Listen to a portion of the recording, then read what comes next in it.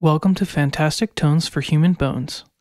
In this episode, we talk with my good friend and frequent collaborator, Matt Hettich. We speak about Matt growing up in Miami and exploring the rich IDM scene there, and eventually making his way to CalArts and then to Mills College to study electronic music. We try to go over as much as we can of Matt's massive catalog of music and his various approaches to creating music.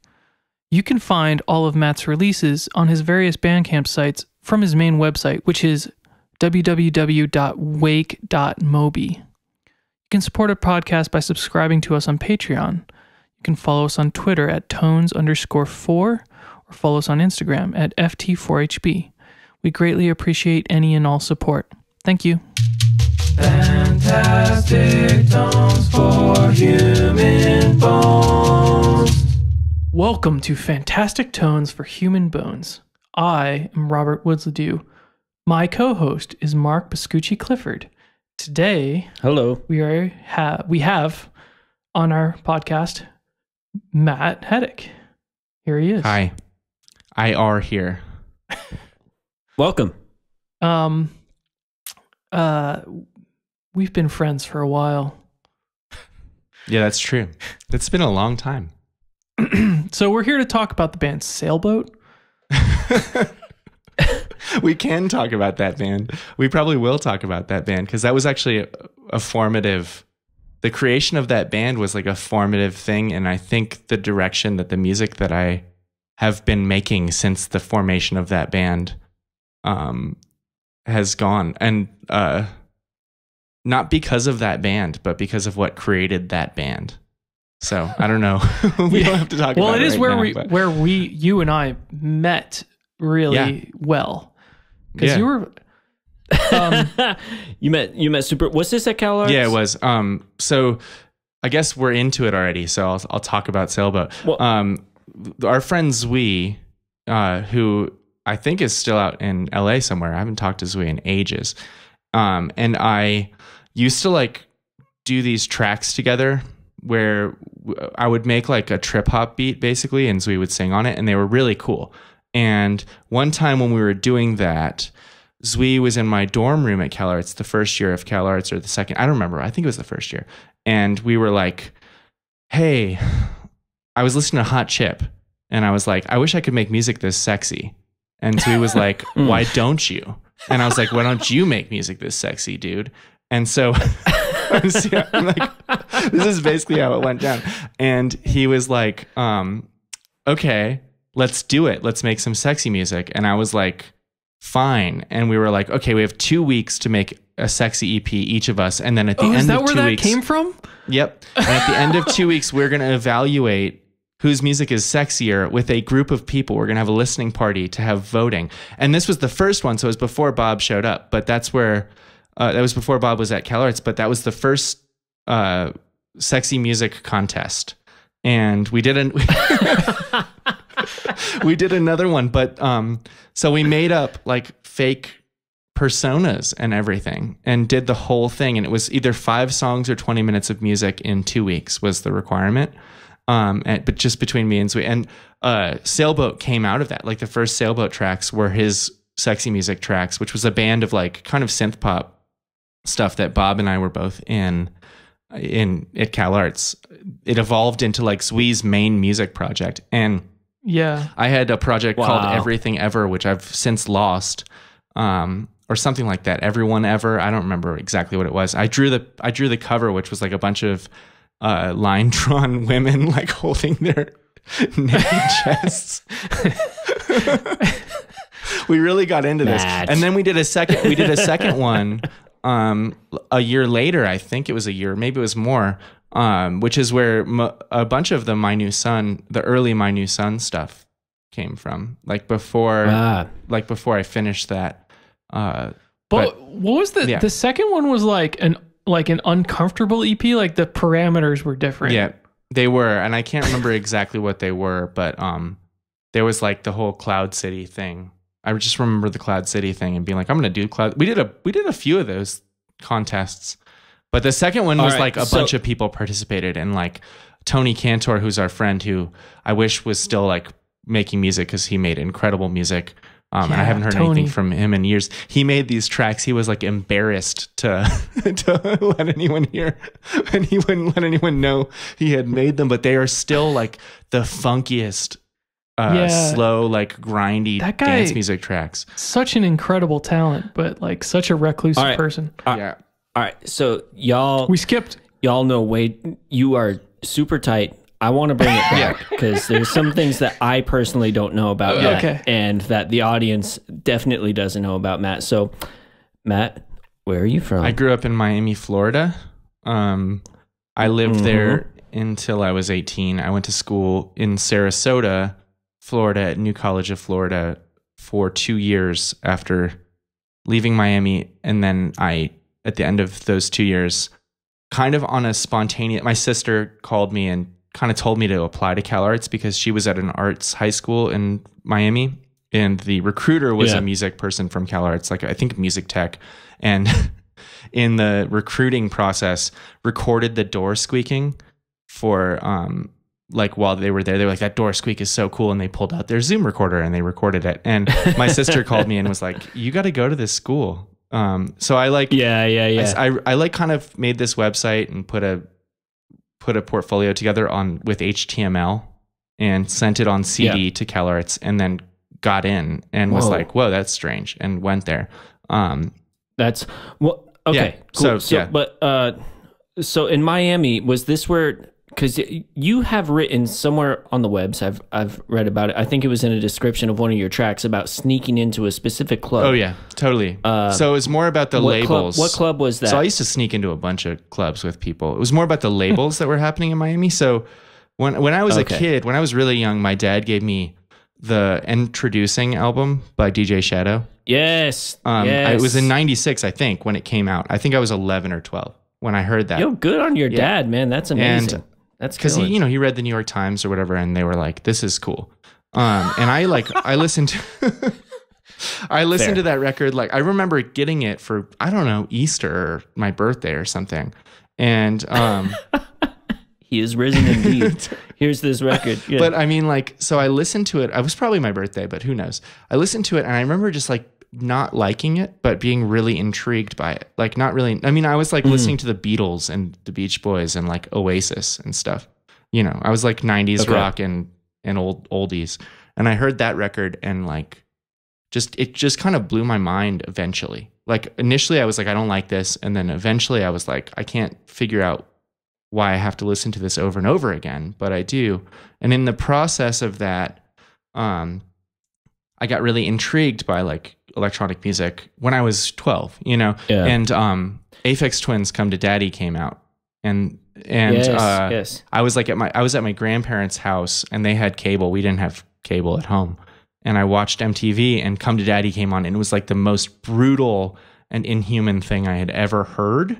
Not just seen, like the video is crazy, but and I'd made my grandpa take me out to the record store to buy that EP.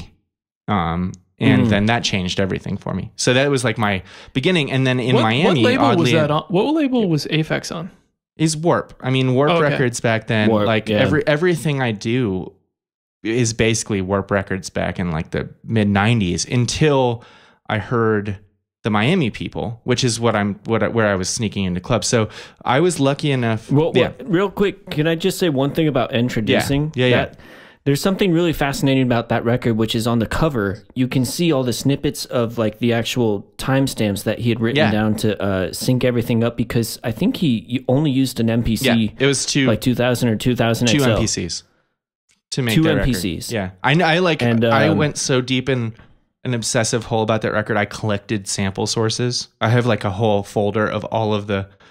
Before Who Sampled was a thing, I would like try to figure out what the sample sources were, because I wanted to take that record apart, because I didn't know.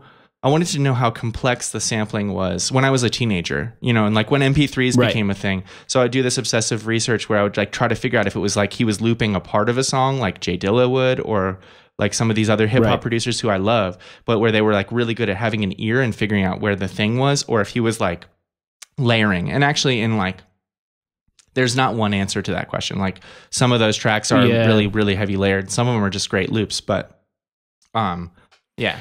Yeah, I'm when I first got an MPC, lucky for me, my go-to, I guess, etudes to learn the instrument were Doom, rest in peace, but you know, he's more of a looper. Etudes. You know what I mean? So like I had some good exercises just from listening to what he did and like finding his sample sources, but nothing like what DJ Shadow pulled off with that record. That's such a and like honestly, like I think I went back and looked at the cover of that record after I had started working on an MPC, and I was like, oh my God, this is so detail heavy. Totally. Like I've never dove in like this crazy deep. I mean, you know, I love that. I actually just got a new MPC, and I got the one. It was like a gift to myself after opening Denver, because that was like 4 years of my life. Really hard work in the Meow Wolf Denver show.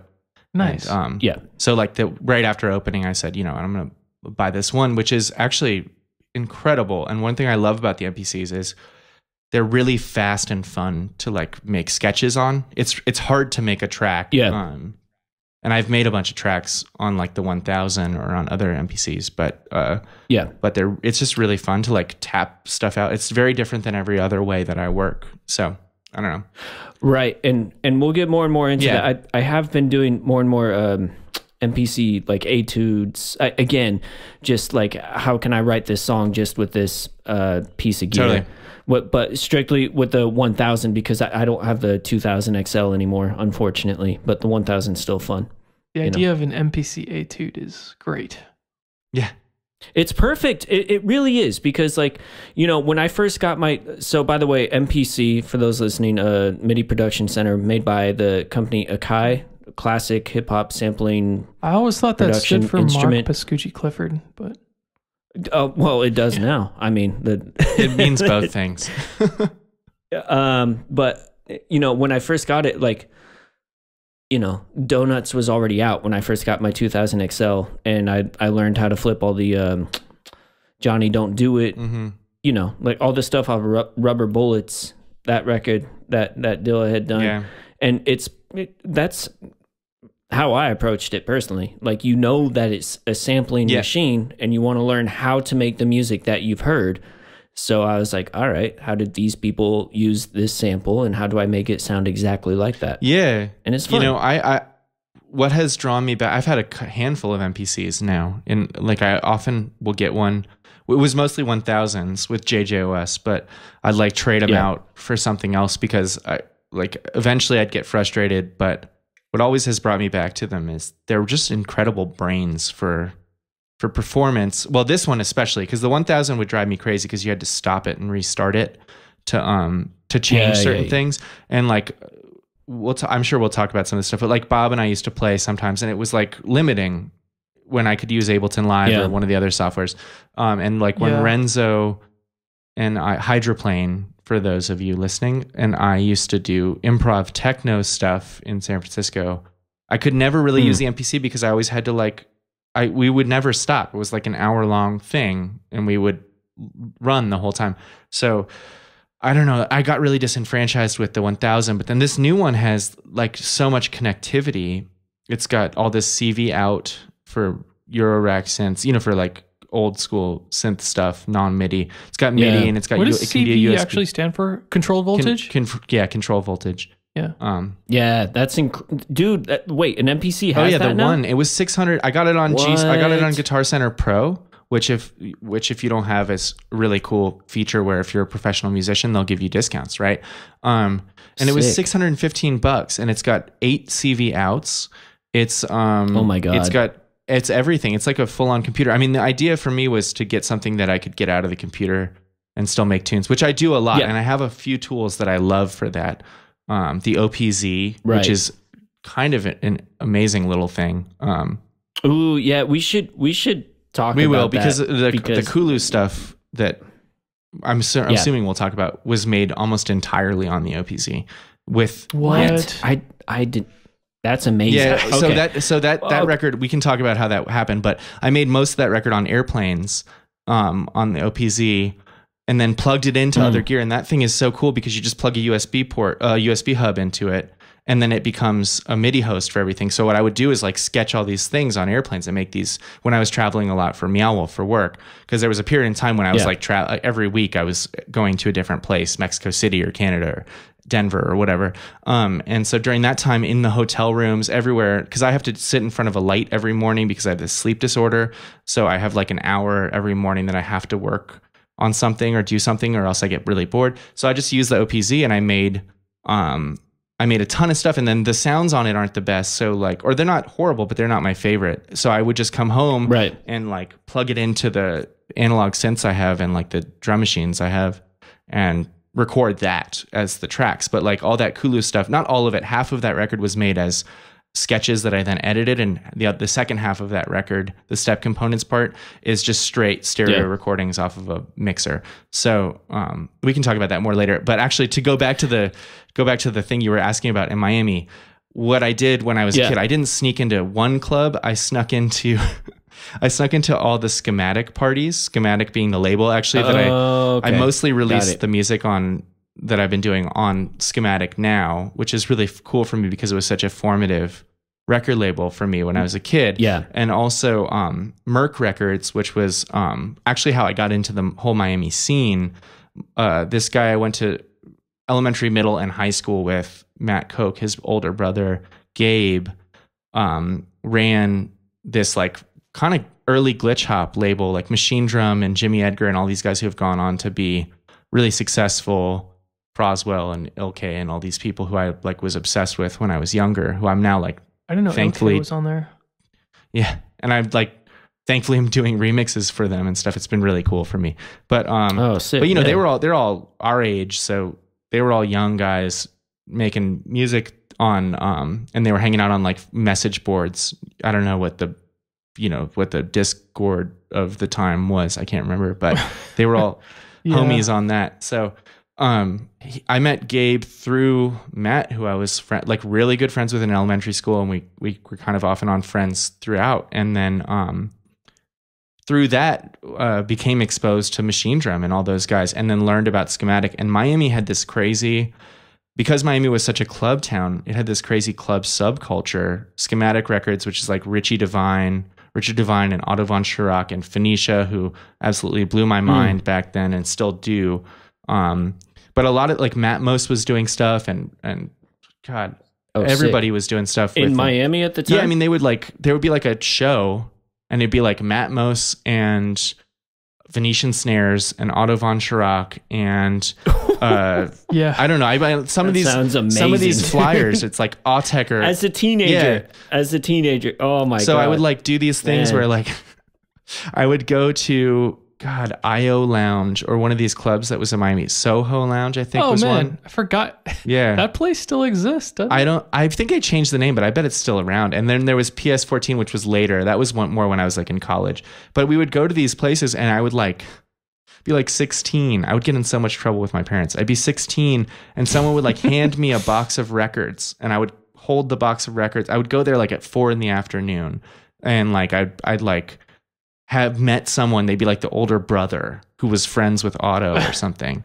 And they'd hand me a box of records and have me walk behind them through the entry door because it was like before. And then I'd hang out in the club while everyone's sound checking and like, you know, just stay there. And then someone would find me. Just stand perfectly. I would still. sit by the merch booth or something. It looked like I was supposed to be there. Then I would, and then someone would find me a wristband and then I would be there until like 4 a.m. and I get home. My parents would be so mad. Like they would, I would be like, yeah, dude, I would be furious. I know. I mean, they would be like, I would be like completely grounded forever. But at the same time, like it's funny. I knew what I was doing. Like I would get to stand like on stage and look at the screen for the laptop when the person was playing. And that's actually how I first found Trackers. And I was actually at one of those shows. Okay. Yeah. And we're gonna have to dig into that a little bit. I mean, was this with someone like Venetian Snares or? That was actually, I remember it was Machine Drum. And he was like, it was before we had become we had become friendly. We weren't really friendly yet but I was like, what are you using? And he was like, something tracker. It was Impulse Tracker, and all I remembered was tracker. And so I went home and like, I think this is like in the days of AOL. Like I had a Pentium 1 computer that had DOS on it in my Pentium room 1. with a MIDI controller that was like a keyboard someone had given me because I was trying to learn how to do this stuff. And I had bought from Mars Music when it shut down. Mars Music. I still have drum bags from there. Yeah. Dude, the Mars Music North Miami had there had been this major, just before they went out of business, there was this major robbery there where people actually cut in through the HVAC system on the roof. And I remember this. Oh my God. I remember this. Yeah, they rappelled in, and like a lot of my first gear was because they found stuff in the HVAC system. Like I bought a Roland SP303, the like early Roland sampler that people still love, that a lot of donuts was made on from Mars for like $25 because they had written it off for insurance reasons. And I got a bass guitar that still has like scratches on it because it was dragged through the stuff. But yeah, when Mars went out of business, I bought a whole bunch of gear from them, and I was trying. That is insane. What man? Okay. Also, I didn't realize that Dilla was using an SP as well. That was most of of what Donuts was, I think, was the SP. A lot of people love that. Like Madlib, a lot of Madvillain was that SP. Oh, weird. Yeah.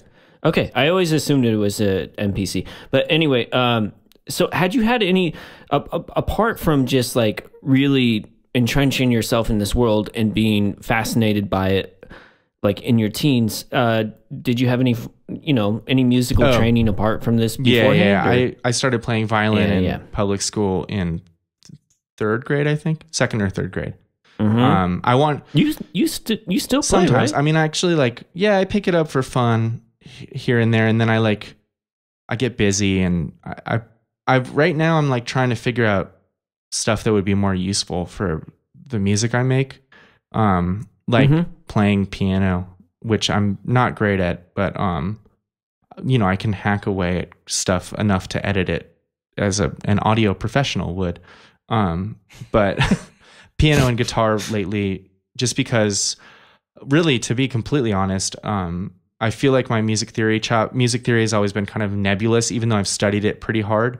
And everyone I know who's like good at music theory is an instrument that is driven by chords, right? And violin was just rhythm and theory, like chordal theory, was always this really strange thing. And classical music education, at least the one that I received, was like more about executing the music that was in front of you than it was about learning what music meant.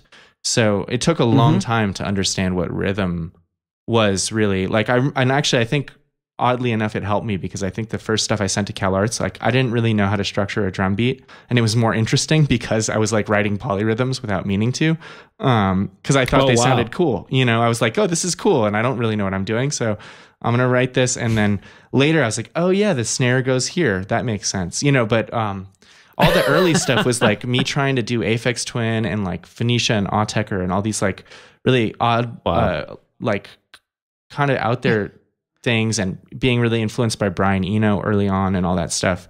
But but not really knowing when did Machine Drum do Syndrome? That record was like, I think 2004 or 2003 or 2004. So it was like that was later, after high school for you. Yeah, that was later. Actually, I think that record, he played this. I got into booking at this first school at New College because there was this like student activities committee where you could request money to do events, and I got money from them with a friend of mine to bring him from Orlando to Sarasota to play a show. Oh, cool. And he came and he played a lot of that Syndrome stuff. He played like a machine drum set, and everyone was so stoked. And I think, as is often the case with people who do like IDM adjacent types of music, like the college was like, everyone at the college was like, you're incredible. And he was like, I'm going to play another set of like weirder stuff. And he played a Syndrome set before I think that record came out. So I had this recording of that set that he played that I had made on my mini disc recorder that was all that Syndrome record in like probably 2003 or I don't know, early 2003, that I listened to over and over again before that record came out. And then that record came out and I was like, finally those songs. And there are some gems on that recording that I have to find somewhere that were not on that Syndrome record on Salmatoxia. Interesting. Yeah, I think for me, Syndrome being what I would cite as one of my major musical influences on the whole, that recording that you passed to me from New College is like one of the best recordings of him in my opinion. Yeah. Like, cause it's just like, wow. Yeah. There's some awesome, I like often think about the fact that, this is totally tangent, but like when I first heard Prefuse 73, it was the Extinguished outtakes. I often think about the fact that like a lot of artists' outtakes that I hear are like really incredible, and they may not have developed into full tracks. Like they might be 1 minute or something, but sometimes like a live electronic set contains a ton of sketches or outtakes from people that I think are just really compelling. Maybe they're taking risks or whatever. You get the magic of the connective tissue. Yeah. It's a good song, by the way. But okay. Well, I'm curious. Was the audience pumped on the second set? That was one of the cool things about that school. That school is full of like, I'm sure it's still full of, nerds, weirdos and nerds and people who are interested in alternative stuff. So like, I actually had a great time booking experimental acts there. Like sometimes like noise and drone and stuff. Even more experimental in the grand scheme of things than IDM, because IDM still has like pop and dance music, like related stuff. But man, people would just eat up basically anything you brought. Like that was interesting there. So I mean, I brought Keith Fullerton Whitman and Greg Davis and Bird Show, who are all cranky guys, to that school, and we had like a cranky guys. Cranky is that label that does like drone, like Stars of the Lid, and Grouper is on Cranky. Gotcha. Tim Hecker did a bunch of cranky stuff. I love Cranky. Cranky with a K. Yeah, with a K. But I brought them to New College, and like it was like a sold out, like what you would consider a sold out show, because it was like a Friday night and it was kind of rainy, and everyone just sat there and listened to drone music, and it was like a success, So, dude, that's sick. I mean, it's really cool that you were able to curate that, because I mean, for anyone creating mildly experimental music, like to have a base like that they can go to, and there's like funding involved in the show, that's super important. A lot of people will base entire tours around college gigs. Tours that I've done in the past have definitely been based on the fact that like, we're gonna be able to get some bread here, and there's a lot of like young cats who are learning as much as they can, and they're soaking everything up like a sponge. Totally. And you're going to get a bunch of excited cats talking to you after about like everything that you just did. And you're like, oh my goodness, no one's ever asked me like nearly as much as you are, which is super awesome, So it's cool that you were able to put yourself in that position and do that for New College. But I do want to jump back before we keep going. I suppose that we should talk about, tracking. Yeah, I mean, okay, so I could what talk happened for ages. when you were a teenager? Yeah, I know, but let's just talk about like where you started making music in this format and what this format is, and maybe like just give an overview of Renoise, just a really quick one. Totally. Because I didn't know what Renoise was till like a couple years ago. So if we could just kind of run that down. No, talk about when you started using this type of music making. What DAW? Yeah, software? it's a DAW. When was it? When was your teenager? What was your first one, and when was it? It was Fast Tracker 2. Okay. And that was in, I don't know, when I was in. It was probably like in 2000 or 99 or something. And what is a tracker? So a tracker is a tracker. How do I describe a tracker? Is a DAW. Essentially, but it's really more of like a sequencer, MIDI sequencer, I think would be the easiest way to describe it. Or not really MIDI, because initially they were samplers. I guess it's a sampler, but it's a sample sequencer. Yeah, it's a sample sequencer. And they started out like the first trackers. Sorry, my dog is making some noise. The first trackers were like on the Commodore 64, and they were to take advantage of the SID chip, and they're spreadsheets, and they scroll from the top down, and each track is like a column in your spreadsheet, right? And you put in a pitch and you put in effects information, which are like volume, panning, start in the sample, randomization, pitch down, pitch up, whatever, in as hexadecimal commands.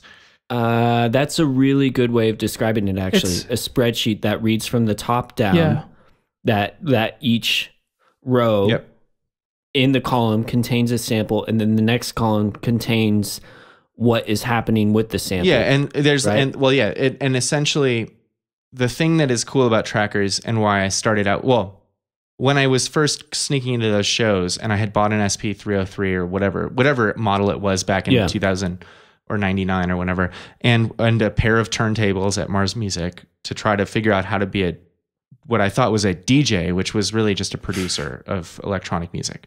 I remember going to classes when I was like 13 to like learn how to DJ, where people were trying to tell you to mix records together. And I was like, no, I want to know about how to make beats and scratch. And they were like, oh, you're in the wrong place, dude. I was thinking about that the other day because I've been practicing scratching a lot again. And nice. It's, I'm not great at it, but I'm better than I thought I was, but anyway, I saw the tracker on the screen when Machine Drum was playing, and it made sense. It was like scrolling from top to bottom. It looked foreign. It looked like magic. It looks like kind of like the Matrix a little bit. And this futuristic, very choppy, very digital feeling music was coming out of that. And to me, that just was what made sense, what people use to make Aphex Twin music, right? Which actually is funny because I've since learned that he was using trackers really heavily at that point in time. He kind of went from MPCs to trackers. So I started out there. Wait, you mean Aphex Twin? Yeah. I mean, if you go to the Aphex Twin web store for his MP3s and you click around, there's some video of one of the Drugs tracks running in Player Pro with no drums. Player Pro was an early Mac tracker because trackers really only worked on Windows. So they didn't even work on Windows. They worked in DOS. So that's actually a good segue. I saw this thing on the screen. I said, what is that? He said, blank, blank tracker. And it was loud and I couldn't hear, but I remembered the word tracker. And I was like, so I went on AOL or whatever it was at the time. I can't remember, the Prodigy or whatever. And searched for I don't know what I don't even know what the search engine was, but I looked up music tracker and found Fast Tracker 2, which ran in DOS and was completely free. And so I was like, cool, that's awesome. I'm going to do this. And I downloaded it and it was so confusing and insane and incredible. And there was a game of Snake in it. If you pushed F12 or something, I can't remember what F button it was. You could play nibbles, and and I had an electric violin that I had gotten from Scratch and Dent sale or something. And these turntables with trying to remember who I was sampling. Adrian Belew, from Nine Inch Nails and Talking Head. He's done a lot more than that, but he had these solo albums where it was just him playing guitar through effects, and I was like, this is cool, trippy sounds, and I was really into, at that point, I had gone from just liking Aphex Twin. My dad taught college, and I think at some point he told some students that I was really into this experimental or this IDM stuff, and then they made me a bunch of mixtapes and burned CDs of Amon Tobin and Boards of Canada and Square Pusher and stuff. Yes.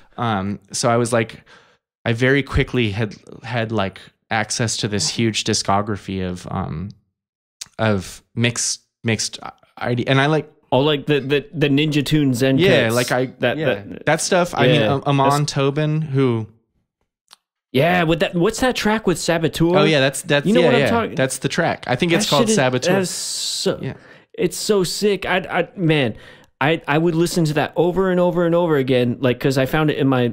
I had an older friend named Quinn in high school, and he had the Zencut, the Ninja Tune comp, and that was on there, and I just listened to that constantly. Totally. It's so good. I need to listen to that again. Yeah. But anyway, sorry. Luckily, this past year. Or the past 2 years, I got to work with him on one of our things for work for the Vegas exhibit. That's amazing. And it was really cool because, there are a lot of times when you get to work with someone who was like a formative person for you when you're young, and they're not as cool as you thought they were. And I've had that, and I don't necessarily want to talk about those people, but like I had some time in San Francisco when I was working at Keith McMillan Instruments where I would do like artist liaison stuff where I'd like meet some hip hop producer from the Bay Area who was like, for me, a huge deal. They were like kind of this funny washed out, whatever. And I was like, oh, that's disappointing. But like Aman was not that way. I know who you're talking about. I think you probably do. But yeah, I'm gonna guess, and we'll talk about it. Yeah, we can talk about it. I don't want to slander anybody. I mean, I like the people. They were like nice people, right? But the guy I'm talking about is super nice. But just like for someone who had such a progressive and formative hip approach to hip hop when I was like really into hip hop around the same time as introducing and stuff. To meet some people and be like disappointing. You've narrowed it down. all right, go on. Anyway, no, Aman was a really like just a very cool person and just really. I mean, I didn't get to interact with him that much, but what a cool person. So yeah. Anyway, that stuff was. So wait, so that track is called. I think it's called Saboteur. It's not featuring a rapper. Maybe called it is. Saboteur. Maybe it is. I mean, yeah. Who knows? There's so many. I think there is a track called Saboteur, but what's the record? Permutations was really super cool. Modified. Super Modified was the record that blew my mind. Yeah, that record. Oh, okay. Was like, it was like this kind of like cross between Aphex and Shadow. Like it was all samples, but the drums were like drum and bass. Sampled drums. Ainsley Dunbar. There's like I've like tracked down samples from that record too to try to understand what was going on there. So yeah, that stuff. And then oddly enough, like when I was young, I got really into the Prodigy, like the breaks band that is really cheesy, but there was some cool stuff there. And like all that, Orbital and the Orb and all that early. Wait, you're talking about the Prodigy? Like Firestarter? Like Firestarter and stuff. I don't think that's super cheesy. I liked that. I mean, when I was like your age at that time. Yeah, me too. I mean, but now Prodigy. If you listen back, there are some moments that the Prodigy is like really good, and then there's some moments where it's like, wow, this is so do you time. Remember that there was that show on MTV? I think this was the absolute height of MTV, and it was just a descent into hell after this. But they had a show called Live at the 10 Spot. And it was just live concerts of bands. And so there was like Radiohead, blah, blah, blah. One of the bands was Prodigy playing live, and they were playing with like a live drummer and a guitar player and a keyboard player. And it was like the two vocalists, and was like probably one of the most amazing live concerts I've ever seen. And honestly, none of their stuff kind of holds a candle to that, in my opinion. It's like their recorded music doesn't really, just that there was so much energy in the live show on that particular show. Yeah. And honestly, I haven't been able to find that on the internet. Yeah. I've watched a fair amount of live footage of the Prodigy, and it's always fascinating. I think there was a funny time. Especially after. I mean, I love Ableton Live for what it's done, but I also think there was an interesting time back then when computers were starting to become powerful enough to use them in the context of a show or even in the studio, really. Yeah. And people were trying to figure out how to translate this, like essentially this rave music, mostly from the UK, into like stadium shows.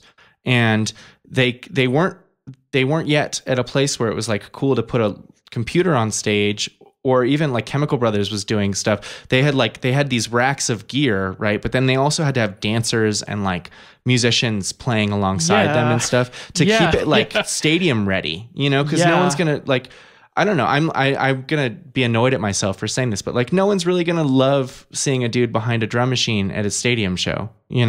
I still feel like you gotta. I mean, my feelings about performance go deep about like body language and movement and stuff, because otherwise it gets really boring. Even with a whole table of gear, sometimes even more boring with a whole table of gear than not. So I do think there was like a weird, funny and interesting time in the 90s when people were trying to translate electronic music into performance stuff, where the real nerd people were like using Max MSP, and they were all using like whatever the twerk patch was that is the predecessor to Ableton Live. I forget if that's dual string ukulele or what, but and then the less nerdy people were like adding bands and adding dancers and light shows and stuff. Yeah. Are you saying Chemical Brothers had like a stage? Oh yeah, performance like a whole thing? I saw them in like 97 or something, and it was like nobody does well? this concert quite like Otto though. Oh yeah, no, yeah, we didn't talk about Otto. I mean, I have a few like transcendent electronic music experiences live electronic music experiences I can speak to. Otto was one just because of how engaging he is as a Otto von Schirach as a performer, and then Jeff Mills. I saw Jeff Mills DJ with a 909 and 3 CDJs, and it was like was like the most improvisatory electronic music performance I've ever seen, and it was a DJ set. And I can't. And that changed that's when I started buying gear. After that, I was like, I want to figure out how to do this. And then. So when was that you saw that? Because that was more recently. So just honestly, I mean, I was like even out of ethos, like I had a really crappy Moog that was kind of half broken, and I had some other things. I had an MPC for a while, but I didn't really have gear, and I was kind of militant about doing everything in the tracker for a long time. So when you first started making electronic music, it was in the tracker, and this was all through Sarasota, and then like all the way out to CalArts too. So I started on Fast Tracker 2 on this Pentium desktop, and I had some other things. I don't even know what they were, like things I downloaded on AOL or whatever that were like drum machines and stuff that I would use to make sounds. And I was just like finding samplers or whatever. Okay. And then I went to college and... Do you remember... Wait, hold on. Just pause for a second. Yeah. Do you remember how long it took to download a 1 minute long WAV file? Yeah. It would take like a full day. I had to... Yeah, because that's how I downloaded Saboteur. I had to... It took forever. We had like one phone line and no DSL. So I had to bribe my parents into letting me leave the computer on all night to download these things, you know? And there wasn't such thing as like MP3s? Oh, yeah, no. I remember when the MP3 thing came out, and Audio Galaxy was like the early torrenting kind of. And so for the first time, like the 14.4 modem I had, I could download an album in like 2 months, you know? Yeah. I'm going to take off my sweater because it's got really hot in here. Hold on. Okay. All this talk of WAV files. Yep. Getting hot in here. Look at that haircut. Look at your haircut. I shaved my head. Yeah. Nice. When COVID started, I stopped going to get haircuts, and I just shave my head now. Which I have been not getting a haircut because I can't find someone that's willing to cut my hair with wearing a mask. Oh, really? That's funny. I have a really good friend here who's a really good haircutter. But I don't know. I became very reclusive when COVID. Did they line you up here? No, I just did this. That looks good. Did you line it up? I just shaved it off. Yeah. I just happened to. I guess I have a really good line right there. Yeah. Well, for the audience, Matt looks great. Looking shope. So, yeah, but we were talking about performance. Yeah. Well, we're talking about like starting with trackers. Oh yeah. And then going through because. At this, I mean, I also just want to talk about the fact that you're like making music. Like, are you putting out records when you're in Sarasota? Obviously, you are because you sent something to CalArts. Can I ask you, when was the first time that you were writing your own music? Oh man, that was when I was like 14 or something. Whenever I first got got Fast Tracker, I didn't know what to do. I had a Sound Blaster sound card, which was like. Those things were incredible. Like, yes, I agree. They had all these effects built, like real-time effects built into them. Actually, it was before I got into trackers because I would use the Sound Blaster recorder, which was like a 4-track on the computer, and I would record my violin through all their effects and then reverse it and like process it and make layers. And then I would even I was even like tapping on it and making drum sounds with it and stuff because I didn't know how to make drum sounds or where to get them. And then I would do this thing where I would have one recorder open and I would copy the file and then I would paste mix it into the sound recorder in Windows until I could make a track out of that. So it was like this really stupid process of like inserting like I'd make a drum beat by hitting the thing and then copying it and inserting silence and then pasting another, you know. I do know. Yeah. Yeah, I mean, you're making a sampler, but you're just like chopping it up and like with the little files. Luckily, I've definitely made music like that. Yeah, I'm sure we all have if we were interested in computers, because there's also like there was no like, you know, we could go on AOL or whatever, but there was no like Googling how to do stuff. There was no like I remember not knowing. I didn't know how to do stuff at all, which is why when I saw the tracker, I was like, this is cool. And everyone else was using like Cubase and MPCs. And I knew MPCs existed because of Shadow, but I couldn't afford $1,000 MPC. So I was like, you know, if I could have, I would have been an MPC dude, you know. The software that I used in those days, I cannot find any evidence that it existed on the internet today, which is fascinating. It's called Discovering Music. Oh man, that's funny. It was really funny. It was basically like an early sort of Final Cut Pro type of thing. Or not Final Cut. What am I thinking? Finale. Sorry, not Final Cut Pro. Wait.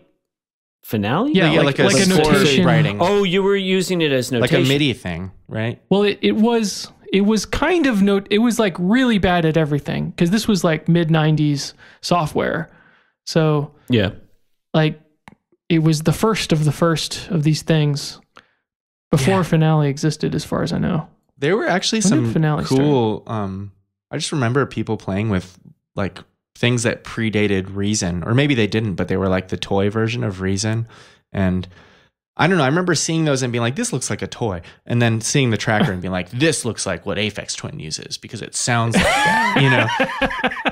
Yeah. And who knows, but like that made me really decide that was the tool to follow. And also because because I saw these people performing, and like, I didn't have Logic. I didn't have a Mac at the time. Like Phoenicia was like playing off of an old version of Logic through an Eventide processor, and I'd see them play and I'd be like, they're geniuses. But like the guys who were like doing this really glitchy stuff off of like a really shitty desktop that they brought to the club, they were like running trackers. So, and I didn't even know that there was like a thriving online community of people sharing mods, which are the file format that trackers would make at the time, doing like community stuff, like sharing tracks and collaborating and stuff. And sorry, my computer is backing up and that might be messing up my internet. Let me pause it. I don't know. Do you guys want to guess when Finale first started? Yeah. What, 97? 1988. Wow. Holy shit. Wow. Yeah. Okay. I didn't guess it was that old myself. That is old. Wow. Yeah. So yeah, I hope that fixed. My internet connection goes bad every time my computer. Yeah, the ability to share the mod tracking files is incredible. It's one of the coolest things about the trackers. It is one of the coolest things about them. I agree.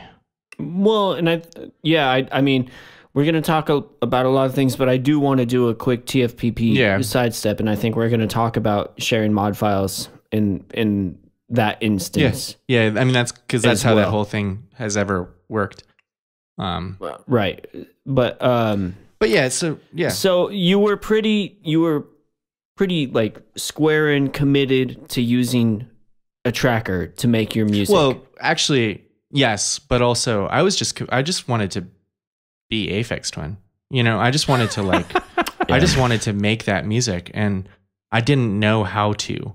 And the only thing that I knew how to, like, this was all of a sudden the thing that I heard of or someone had told me about that made sense, that I could afford, that looked like it was the appropriate thing to do music like that. But in a lot of ways it was good because I didn't have, there's like not a lot of tutorial or like, it doesn't relate to reading sheet music and playing it on the violin at all. Like there's it's all ticks and weird numbers and like scrolling top to bottom and whatever. I mean, to me, because I'm just now learning about renoise and how to use the tracker, it's closer to programming. Yeah. Well, it's like you need to learn about like certain keystrokes and in order to make the music do certain things, like just to get something to do a triplet instead of straight eighths. You know, that takes a little bit of doing. Takes some legwork, but it's like a way, if you think about it, if you want to take an abstract, one way to think about it, it's a way to write in text how the music should happen. Yeah. So it's like a program to facilitate a text file that, I mean, it's an XML file essentially, but it's like you're writing with your computer keyboard what the music is, and then as opposed to like any kind of like piano rolls, like most of the more modern things have some type of piano roll situation happening. So it's Yeah, and what's fun for me, I mean, just real quick about renoise is like the challenge I had is like, all right, so I'm not going to plug in any controllers. Oh, I'm never going to do all of this just strictly on my computer keyboard, and it works much better that way. Completely different. Yeah, it does work way better that way. Yeah, absolutely, and it just like yields so much more interesting results than if like I try to do my normal thing where like, I want like a Lydian chord or whatever right here. Yeah. Like instead I'm just like trying to like poke around and like get some sort of melody happening and just like re-trigger this and that. Yeah.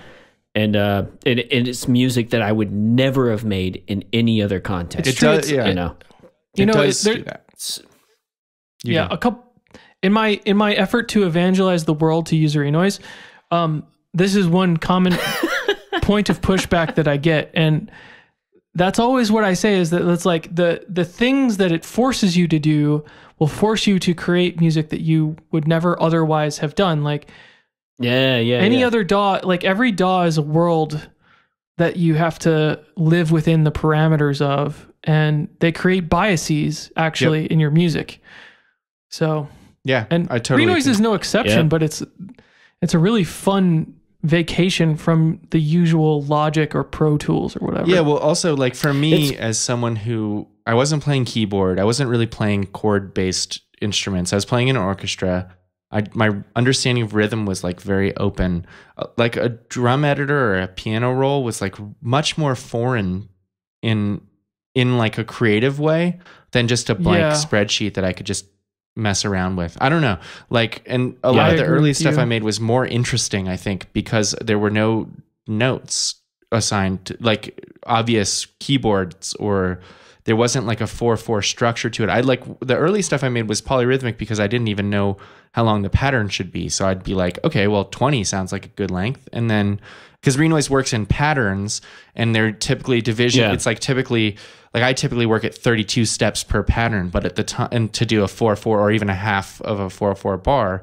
But at the time I was just like, I don't know, this sounds right. It's 20. And then I'd end up with some weird time signature that wasn't, and I'd be trying to program 4 in it. And that's why it would be polyrhythmic. Are those older trackers in hex as well? Mm-hmm. They are. Yeah, in fact, they were like... Interesting. That it was more important back in the day for it to be in hex because I think it was the MIDI thing. I mean, basically hexadecimal, you can get many more values out of 2 code spaces than you can with decimal, right? So that's basically like instead of, for our audience, you're using 0, 1, 2, 3, 4, 5, 6, 7, 8, 9, A, B, C, D, E, F. Yeah. Is your it's number base 16 system. Instead of base 10. So. Yeah. There's a really great video that you have up of a playthrough of a track in renoise for anyone who wants to see. Like, if you don't know what a tracker looks like, you can check it out. It's one of your few videos on one of your my many website. YouTube I think it's channels. on wake.mobi. Yeah, I've watched that a few times. Because I'm learning renoise and it's a ton of fun, but I'm realizing that I'm extremely inefficient. Oh, it doesn't matter. So it's like really good to. I mean, one thing I love about Renoise is the ability to be supremely efficient with your sequencing. Like, it's the best at chopping breaks of anything I've ever used, because you're just changing single numbers in your break. Like, it has sample offset commands. So like, I can be like, I know, like, at this point, I know the numbers in the cut of the amen break that I use because I've used it a million times. So I know where the symbol is. E8. I like, okay, cool. That's the symbol, and like 3 is the snare, the second snare, and 1 is the first snare. And so when I'm chopping an amen break, I can be like 0S10, 0S03, and then I can change it and you can randomize it. You can do all this different stuff to make it. Oh my God. Yeah. Wow. Okay. Yeah, I just dropped in I was playing an E kit and I recorded it, and I just dropped it in Renoise for like the project that but we're all doing, and an electronic drum kit. Yes, and I'm trying to learn how to chop it, but it sounds like you can just do it in line, like in code, instead of like actually cutting it up and like snipping. I would never do it. I mean, I know the sample editor has evolved to like letting you drop sample trigger points and stuff, but man, the flexibility of like getting really good with the pattern command, with the pattern effects commands, like the 0S and all that stuff, is really the value of Renoise. Also, you can do all of it without touching your mouse, which is like another thing that's amazing. Yeah. I never actually, I haven't gotten on board with a lot of the modern Renoise functionalities. Yeah, I don't either, really. But the one exception to that is the maybe command, which has fundamentally changed the way that I do Renoise permanently. Interesting. I don't use maybe as much as I thought I would, to be maybe honest. You should start. Yeah, I should.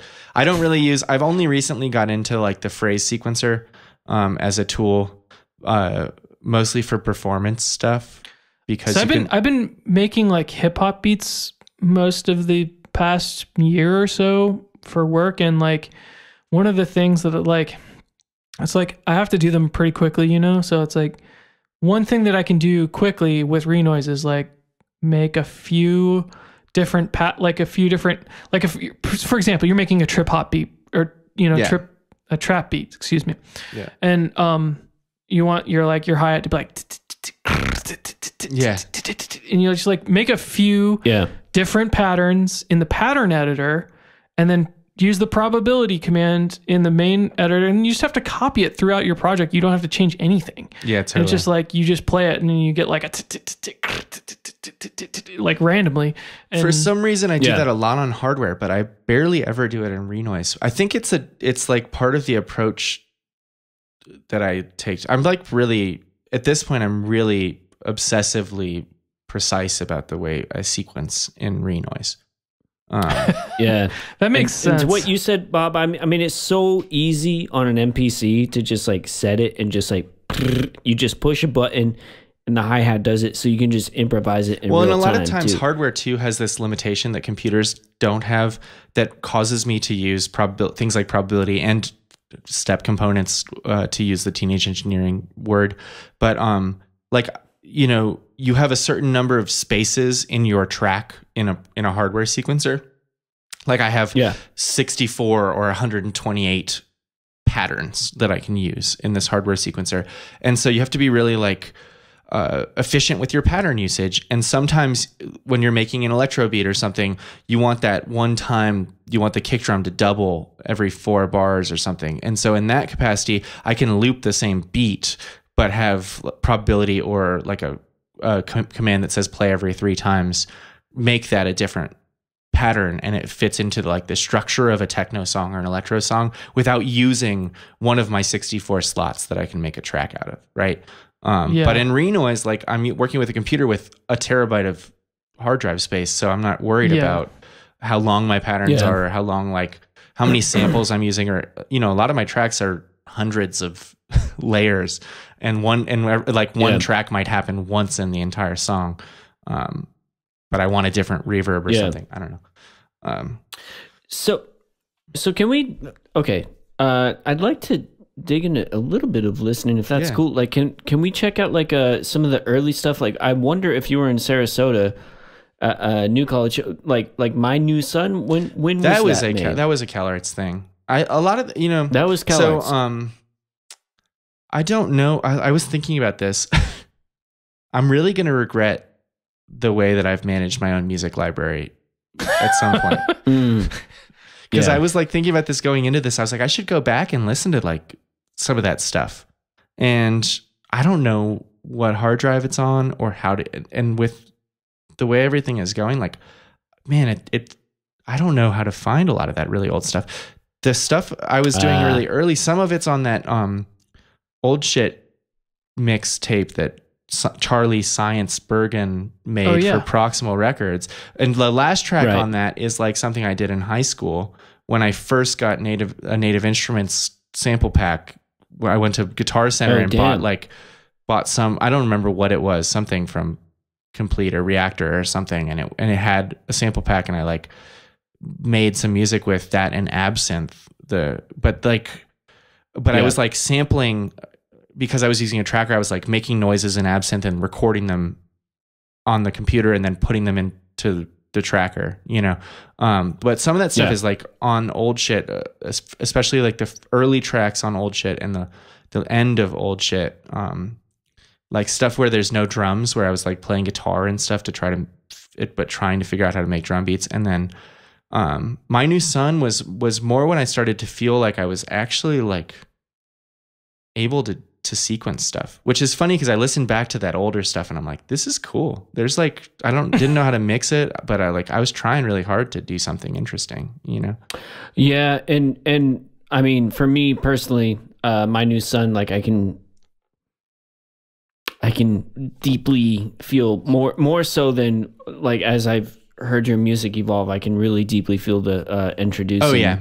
Yeah. I was still, at that period of time, influence on there. There for a long time, for the very early part of my music making, through going to CalArts and everything, I was still trying to be a sample-based musician, right? I was still trying to dig and trying to make all the music out of other people's music, because I like as an ideal, because it seems so hard. It was like, man, it's so much easier to like make my own chord. Like I know how to make a chord, you know, I can look it up or whatever, but like to find a drum beat and a guitar part and to shove them on top of each other and actually have it work seemed so impossible. So that is really fascinating. I've never heard it explicitly described like that nowadays, because I 100% think that that's true. It's just like, why would I dig through all these records when I like have a Rhodes and you know what I mean? I am of course privileged to have instruments and recording gear and like the training to be able to, you know, copy these chord progressions that I heard on Midnight Marauders in '93 and all that, you know. But hyper privileged, I don't know, in that like, sense. But like digging, sampling is like, that's true. There was something about the hip hop culture of that. Like Q-Tip has been a hero of mine forever, because like that dude, I don't know, he made magic happen with these like things. And also one thing I really always respected about those people was like, they listen to everything. Their ears are open. So I don't know. It was just the challenge. For a long time, I was like trying to figure out how to make music with other people's music, because it seemed so hard. And like, I didn't even know that like some of these guys that I really liked, like Square Pusher, were like playing the music. I just thought they were sampling everybody, you know? I just found that out. That's really interesting. So the track that you were talking about on old shit, is that Indemnity? Yeah, that one. Yeah, that's the probably one of the older tracks that I actually don't think I know this track.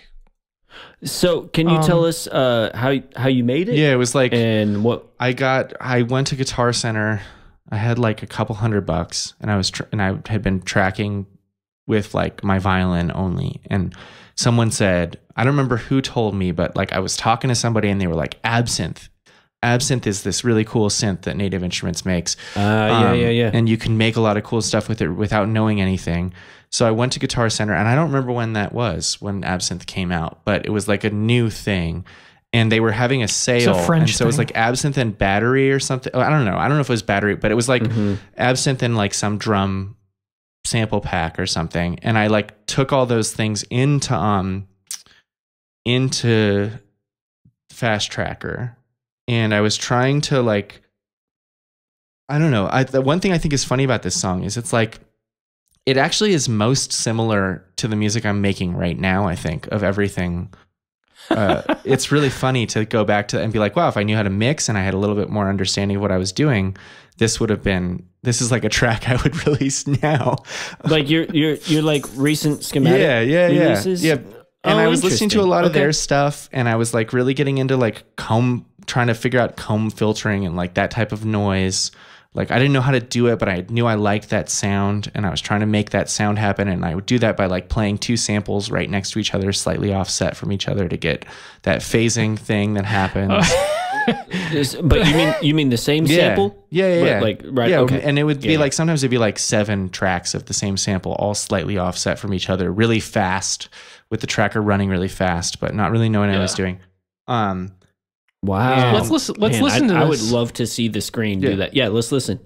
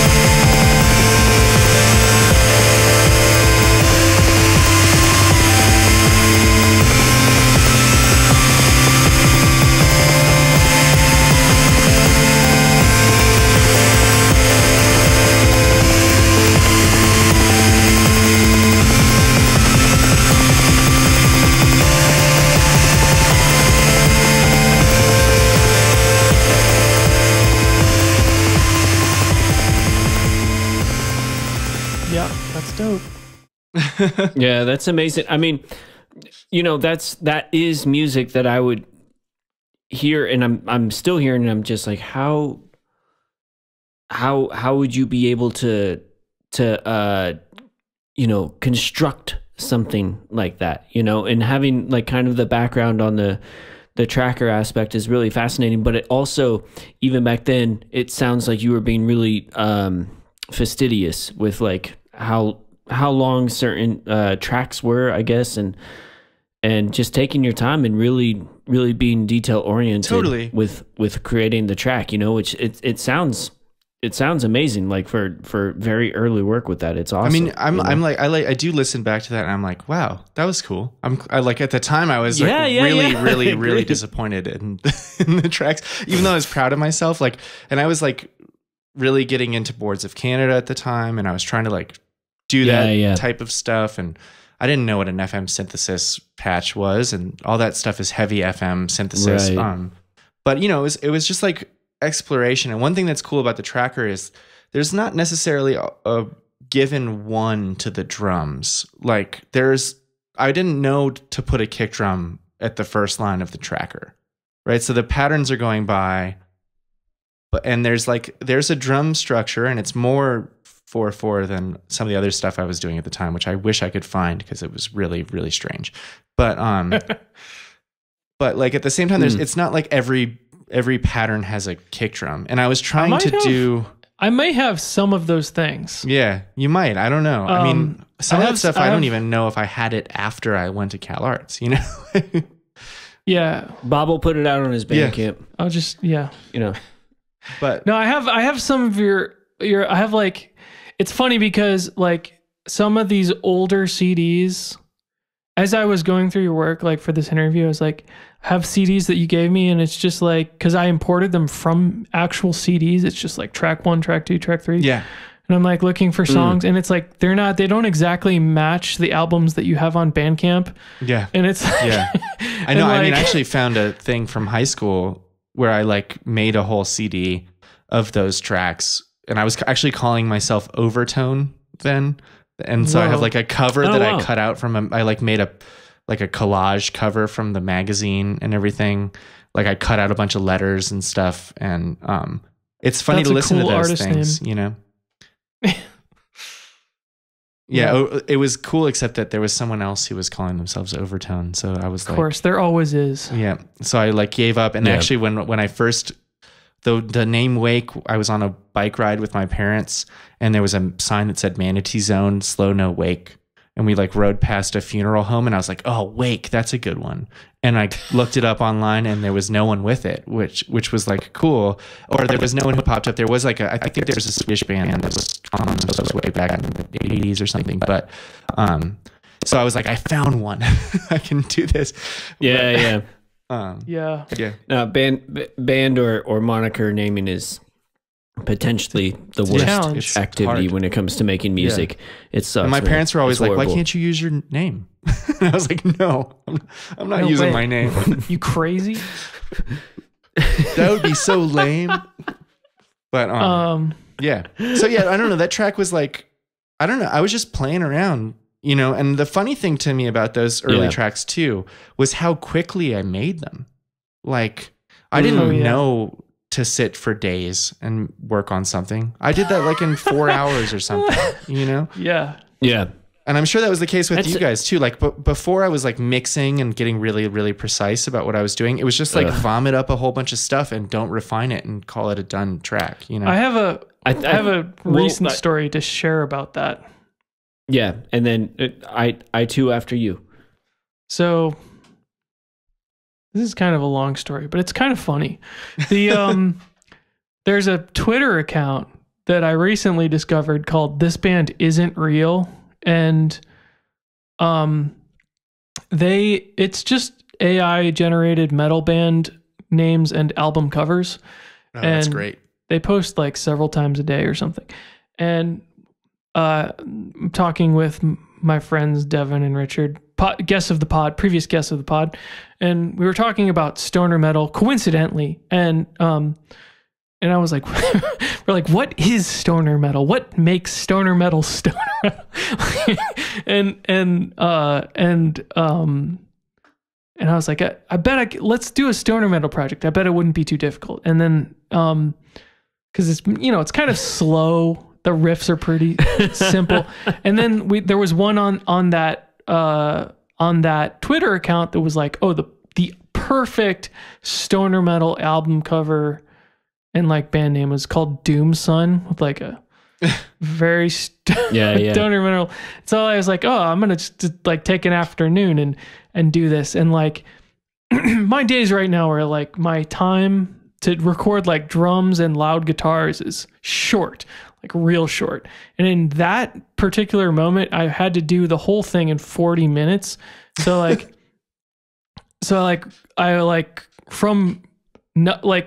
had messed around with the guitar sound, but I was like, okay, I'm going to write the guitar part, write and record the guitar part, record the drums, record vocals. And like Devin helped me like AI generate some lyrics and stuff. And like, so basically spend as little time as possible as like, cause I don't have any time, and then I like put it up on Bandcamp, and just by tagging it Doom, it's been getting like some attention. Like people like it a lot, and I've spent no time and effort on this like at all. Oh man. Does that happen to you guys? Like, so it's funny. A lot of times the tracks that I put out, so I have this thing with tracks. Sometimes I make a track that I think is really good, and but I don't want to ruin it, so I don't work on it anymore. Or if I work on it more, it just gets worse and worse. Like Encounters with Owls on that EP, that track I made in like an hour and a half or something. And then I couldn't change it. Very good. I couldn't change it. I like couldn't, because I didn't want to mess it up. Right. Like I just stopped. I was like, that's it. That's the track. And then everyone was like, well, that's my favorite track. And I'm like, dude, but I spent like 4 months on the other one. You know? Yeah. And the dude, Bob, didn't that happen to you with like Memento Mori, like the frogs die peacefully in their sleep, they dream of beds of unfortunately this track is fake. Yeah, this is that one was kind of the hit, and you said that you like just basically. Yeah, it's always the case. The things that you spend the most time on inevitably get overlooked. Like, I think I've just resigned myself to that for a long time. It's awesome to make a track. Like it felt great to make. Always feels great to make a track. Yeah. That like I sit down and I'm just in it, and it usually happens after I've been working on a specific sound for a long time. Like I've been trying to get something right for like a year, and then I finally like usually my process is like, man, I write a whole bunch of crap for a really long time. Like I can't get it. I'm in one of those phases right now where I'm like, I'm trying to figure out what I'm doing, and I have these ideas, but nothing is going to come out for a while, or nothing I like. And in that process, I probably make hundreds of tracks, but then in like 2 weeks, I finish some of those tracks and make them good because I finally get the direction, and I end up making something that's really good, that's in that style because I've like, I guess, worked that idea so much that I can do it quickly. And so it always feels good, but it's also really hard for me because I'm like Encounters with Owls, like I get really annoyed at certain parts of that tracks, but I'm like, I couldn't change it, you know? So is recording a daily practice for you? Yeah. Yeah. I mean, when I try to have time for it whenever I can. And there have been some things that have thrown some wrenches in that. Like I was diagnosed with this really crazy not crazy, but this sleep disorder. And so I try not to do things like that engage my mind too much after it gets dark. Because otherwise I won't sleep. Thank you for being here with us. No, this is okay. I mean, and you know, like if I work on music and I try to go to bed, I'm like, I just can't. It's just the music's in my head the whole time, you know? And it's also partly the screen. Yeah. So that's also why the Kulu stuff exists, is because part of it was also making music when I couldn't look at a screen, and the OPZ was perfect for it because there's no screen. So I could just do it all without a screen. Yeah. But I try to make music every day. Beautiful. Well, I mean, yeah, and your catalog is huge. Let's keep going. Let's listen to more. And like there's so much that I want to get to. I wanted to play just briefly the song Hammam Kapap. Yeah. I don't know that that's online anywhere. Is that? Well, I didn't realize this, but it's actually on the Old Shit album. Oh, is it? But I don't think I haven't actually listened to this version, but I have also the original version. Oh, cool. Okay. Yeah, it's probably, I mean, the difference on the Old Shit album is mostly whatever version Charlie had. It looks pretty different. Like if I'm just looking at the waveforms. Yeah. So Charlie Bergen, who records as Science, SAHYUHNS, who ran Proximal Records, who's a good friend from college. Yeah. At one point, he's like a very specific type of person who like yells at you and throws things and is just amazing, but is like everything or nothing. We love Charlie. Yeah. And he at one point demanded I give him every piece of music I'd ever written, like required it, and he wouldn't leave me alone. And he had his hard drive and he was like, no, you're giving it to me. So I gave him everything that I had done, like from basically high school on.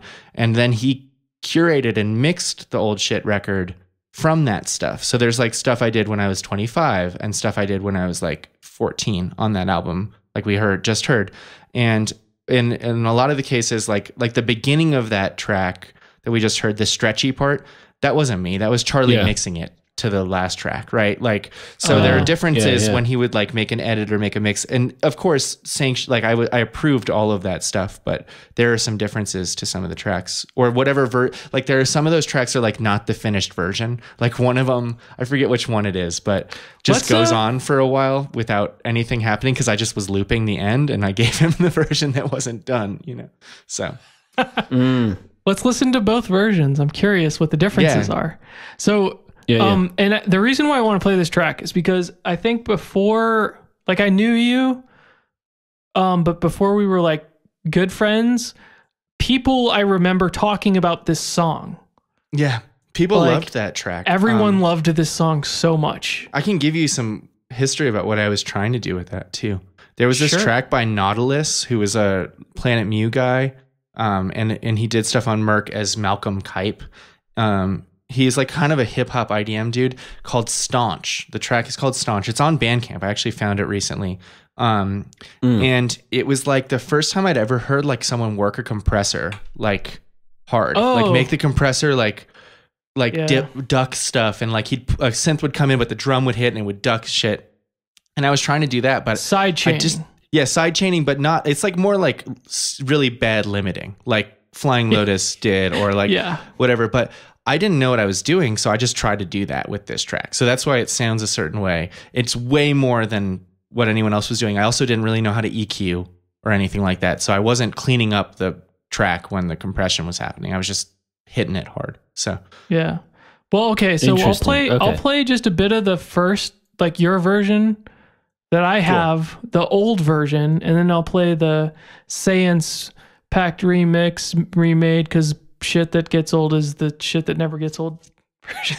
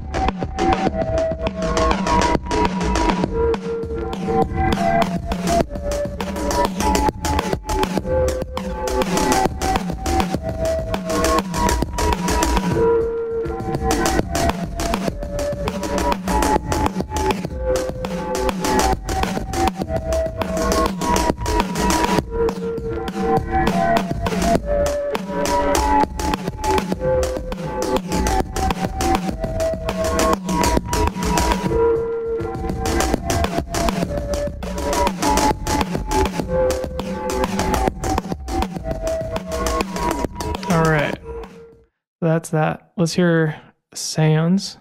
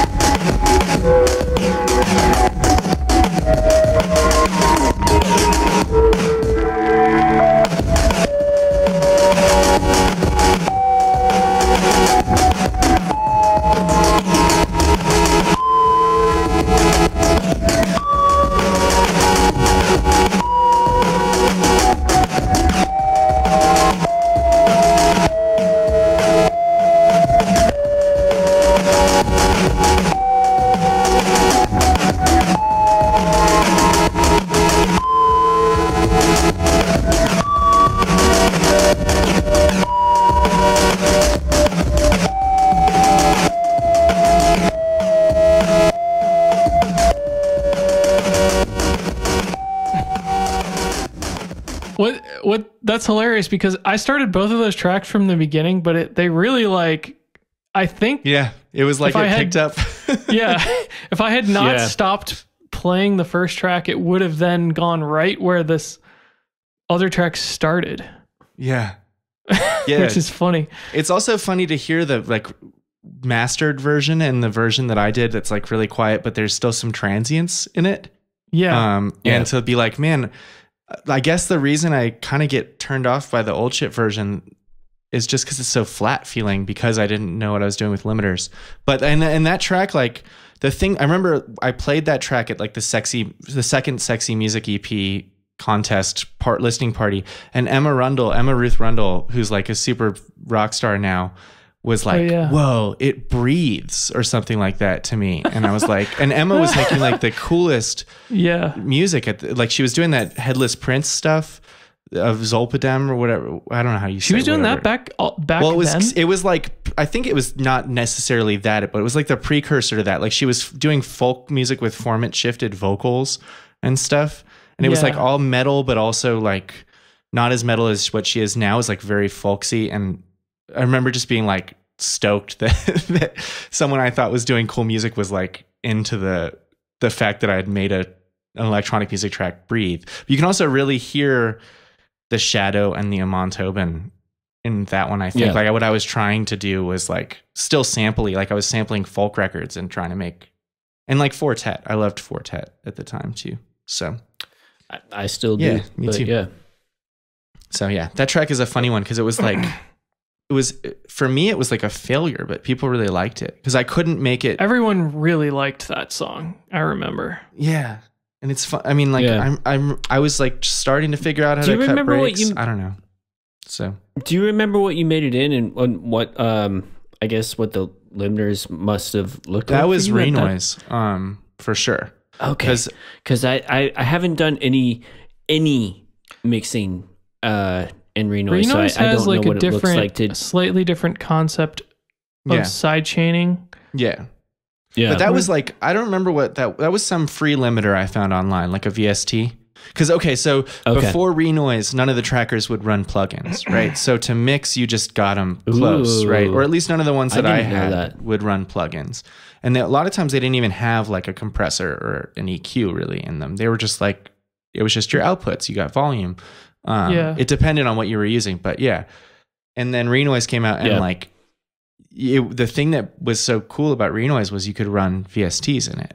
You could run synths and you could run plugins. So I got into the smart electronics web ring, like the VST web ring. And that was probably like the MDA limiter or something like that on that track. Wait, what is that? Smart electronics web ring? There was like there were a bunch of, it was electronics with an X, and it was a bunch of like VST developers who gave out free VSTs. Actually, Destroy Effects, which did like buffer override and a bunch of those really seminal IDM plugins, actually just updated all their plugins for modern OSs, which is like a really cool thing. It's a miracle. Yeah, those plugins are awesome. Okay, just pinging you that. Yeah. Puffer. So anyway, that was probably like the MDA limiter or one of those developers, like, because I didn't have any money. I mean, I bought Renoise. My mom bought me Renoise for my birthday. I think it was like, I don't remember if it was $90 or $50 or what, but that was like all I had, you know? I mean, God bless it for that reason. You know, it's still $90. I bought it for myself, like as a little bit of a, here you go, brother. Yeah. You know? And the crazy thing, it was a bit of a treat, and it's like amazing. The crazy thing about that, like fully supported. Yeah, and the crazy thing about that was like, I think it was like between $25 and $100 the first time I bought it, and that lasted like 10 years. It was like 10 years of updates for $50 or whatever. It was like I've only paid for Renoise like twice, and I've used it since it came out. Like literally, it was when it was released. I bought it because it was the first tracker that used VSTs, you know? So. Oh, wow. Yeah. Okay. But yeah, that was definitely Renoise, and definitely breakbeats, and definitely sampling records to, like what I would do is I didn't have a record player at CalArts. So I would go home to my parents' house and I would just sample all of their old records that were in the attic. So I'd just record I'd spend a week all day just recording records into the computer, and then when I'd get back to CalArts, sick. You would just digitize their entire library, basically. As much as so I have a folder still that's like all these really badly recorded samples. Gold. Like they're really, the problem with them is like I didn't know what I was doing, so the gain staging's all wrong. They're really nasty sounding, but like they work, you know. So yeah, I have like all this stuff from like old folk records and John Cage albums and whatever else that my parents had that was like the basis for all that music back then. Wow. Oh my God, that's amazing.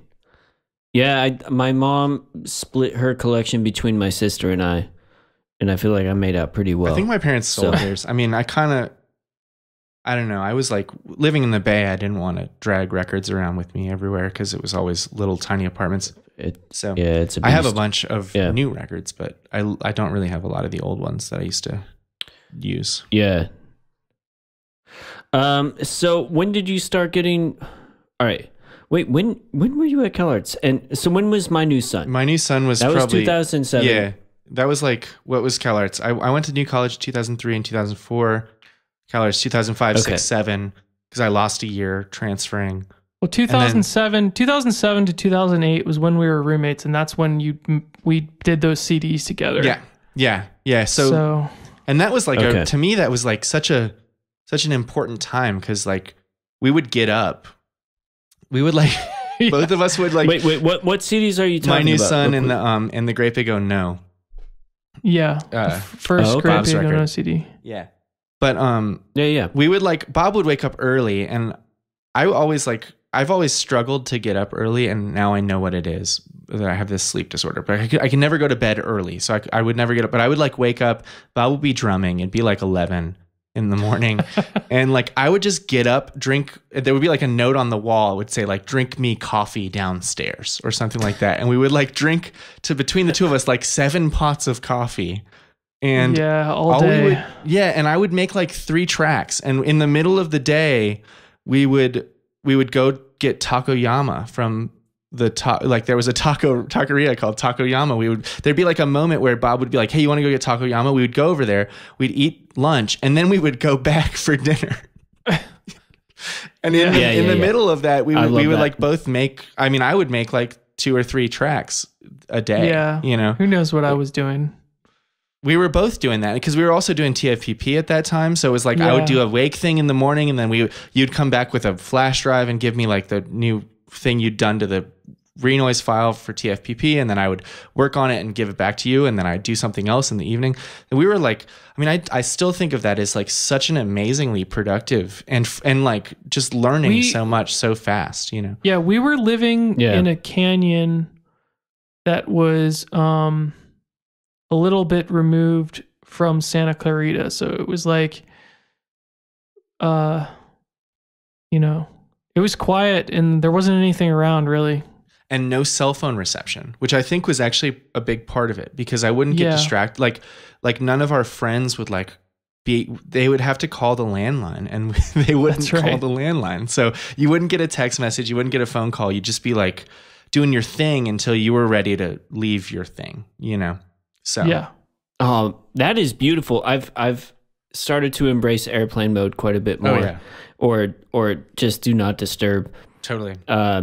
Because I can't hang anymore. It's too much, But anyway, okay. So I didn't realize that y'all were living together at the time that this was being made. I think I might have that TFPP went. It was probably right around the same time we were doing and I might have started My New Sun before we moved in to the same house. Yeah. But I don't know. I think I did, but it like really the majority of that work happened in that house. Yeah. Okay. That makes sense. Yeah. Should we listen to I feel like My New Sun, the track? Yeah. That's one of the better ones on that. I actually haven't listened to that in a long time, but that one for me was definitely an iconic wake track. Yeah. It was the first time I figured out how to program drums like that, like shuffly drums. Yeah. In a tracker. And so we're using like triplet type displacement or just like a swing type thing? Well, I was hand swinging everything. So putting in delays into the sample delays into the code, like the pattern effect. That's the best way to do it. Yeah. So it's all hand programmed, right? It's not like actually lately I've become more lazy and I use like an auto swing thing or something a lot. But back then I was like everything was hand programmed. So let me explain. Okay. Let me explain for the listeners. The Renoise has a division that's a little bit different than how music is normally divided. Because you have a number of spaces to enter values, which are samples, and those are grouped together in a certain number, which are defined as beats. And so you can have a value that's lines per beat. So that could be 2, 3, 5, 7, whatever you want it to be. But that typically is whatever subdivision you're working. And then you have a BPM, which is your normal metronome value. So if you're having 120 beats per minute and you have a lines per beat equals to 4, you have 16th notes at 120. However, if you want triplets, one thing that you can do if you don't want to change the lines per beat is that you can delay a sample by a number of ticks. And so in order to get like triplets out of 16th notes, something that you might do is put like the first 3 lines, so dot, dot, dot, and then leave the last one empty. Yeah. And then the first one is on the beat, so you leave that alone. The second one you delay by, I don't know, some number of ticks based on your BPM that makes it into the second triplet. And then what is effectively the second eighth note, you have to delay by more ticks, so it becomes the third triplet, which kind of breaks the lines per beat that you have established.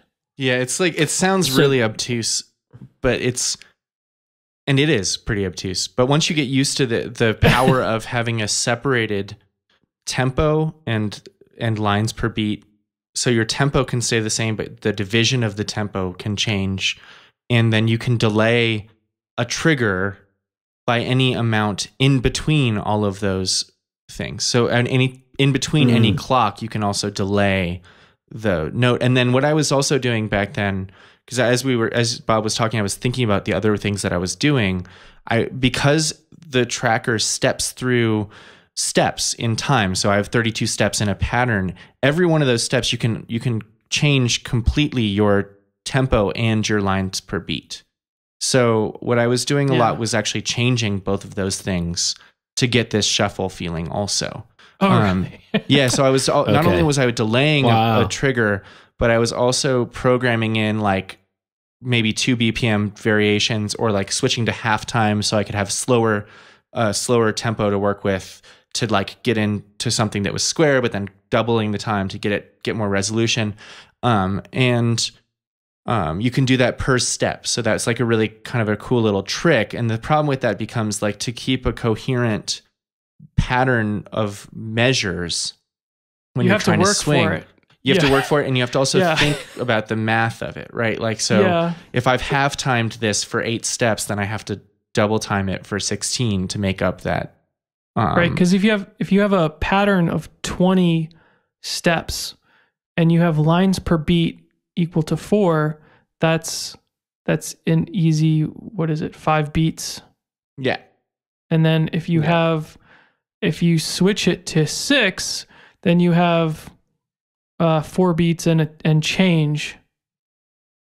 And it like the way that Renoise works, it just cuts it off. But you can change that in the middle of the pattern, so that becomes, so then you end up having like the math doesn't quite work out, actually. Totally, it doesn't. I mean, and a lot of times what I was doing there was like, I was like changing it every 2 steps. So every like, what would be like a 16th note or something, it was changing the note type to a different thing. So I don't know. It got to be, it was really like it's a quest that I've been on the whole time of making electronic music, is trying to make it feel human in it. And like, a lot of times the best way to do that is by hand and doing really crazy, stupid math things. So that's what the basis of that track was. And then it's some sample, I can't remember what the sample is, that I was pitching up and down to get the like kind of pad sound. Something like some Mingus or like some jazz sample or something. Nothing too obscure, but definitely, yeah. Are you saying that Renoise ditches the remainder? Well, it doesn't. If you cuts it out, you have 20. If your pattern is 20 spaces long, 20 steps long. That doesn't change. And you can't really change that in the per step, but you can change the number of beats and the number of lines per beat at any point in time. Yeah. Yeah. So you're not, or sorry, not the number of beats. You can change the beats per minute. So you can change the tempo and the number of lines contained within that tempo at any point in time. Nowadays, they have this really cool thing in Renoise where if you click on if you have that at the bottom of your pattern window, you can see the FX drop down and it'll tell you what those things are, right? And actually you can do, to kind of just to be a nerd about it and correct something, you can make a pattern end early. Like you can tell it to go to the next pattern early by using the, I use this a lot, by using the what is it? The Z, I think it's ZB. Yeah, ZBXX is the break pattern. So you can do, and you know, a lot of times I will either it's like skip to the next pattern or something. Yeah, it's like skip to the next pattern at this point in this pattern. So that's great. A lot of times I'll do that by hand. Like I will change the pattern length to match whatever I want it to be, but that's because I'm thinking in time divisions, like 4/4 or 2/4 or 3/4 or different rhythmic divisions. But sometimes when I just want to get real wacky with it, it's just a lot of ZBs to jump to new phrase, you know? So. Right on. Yeah.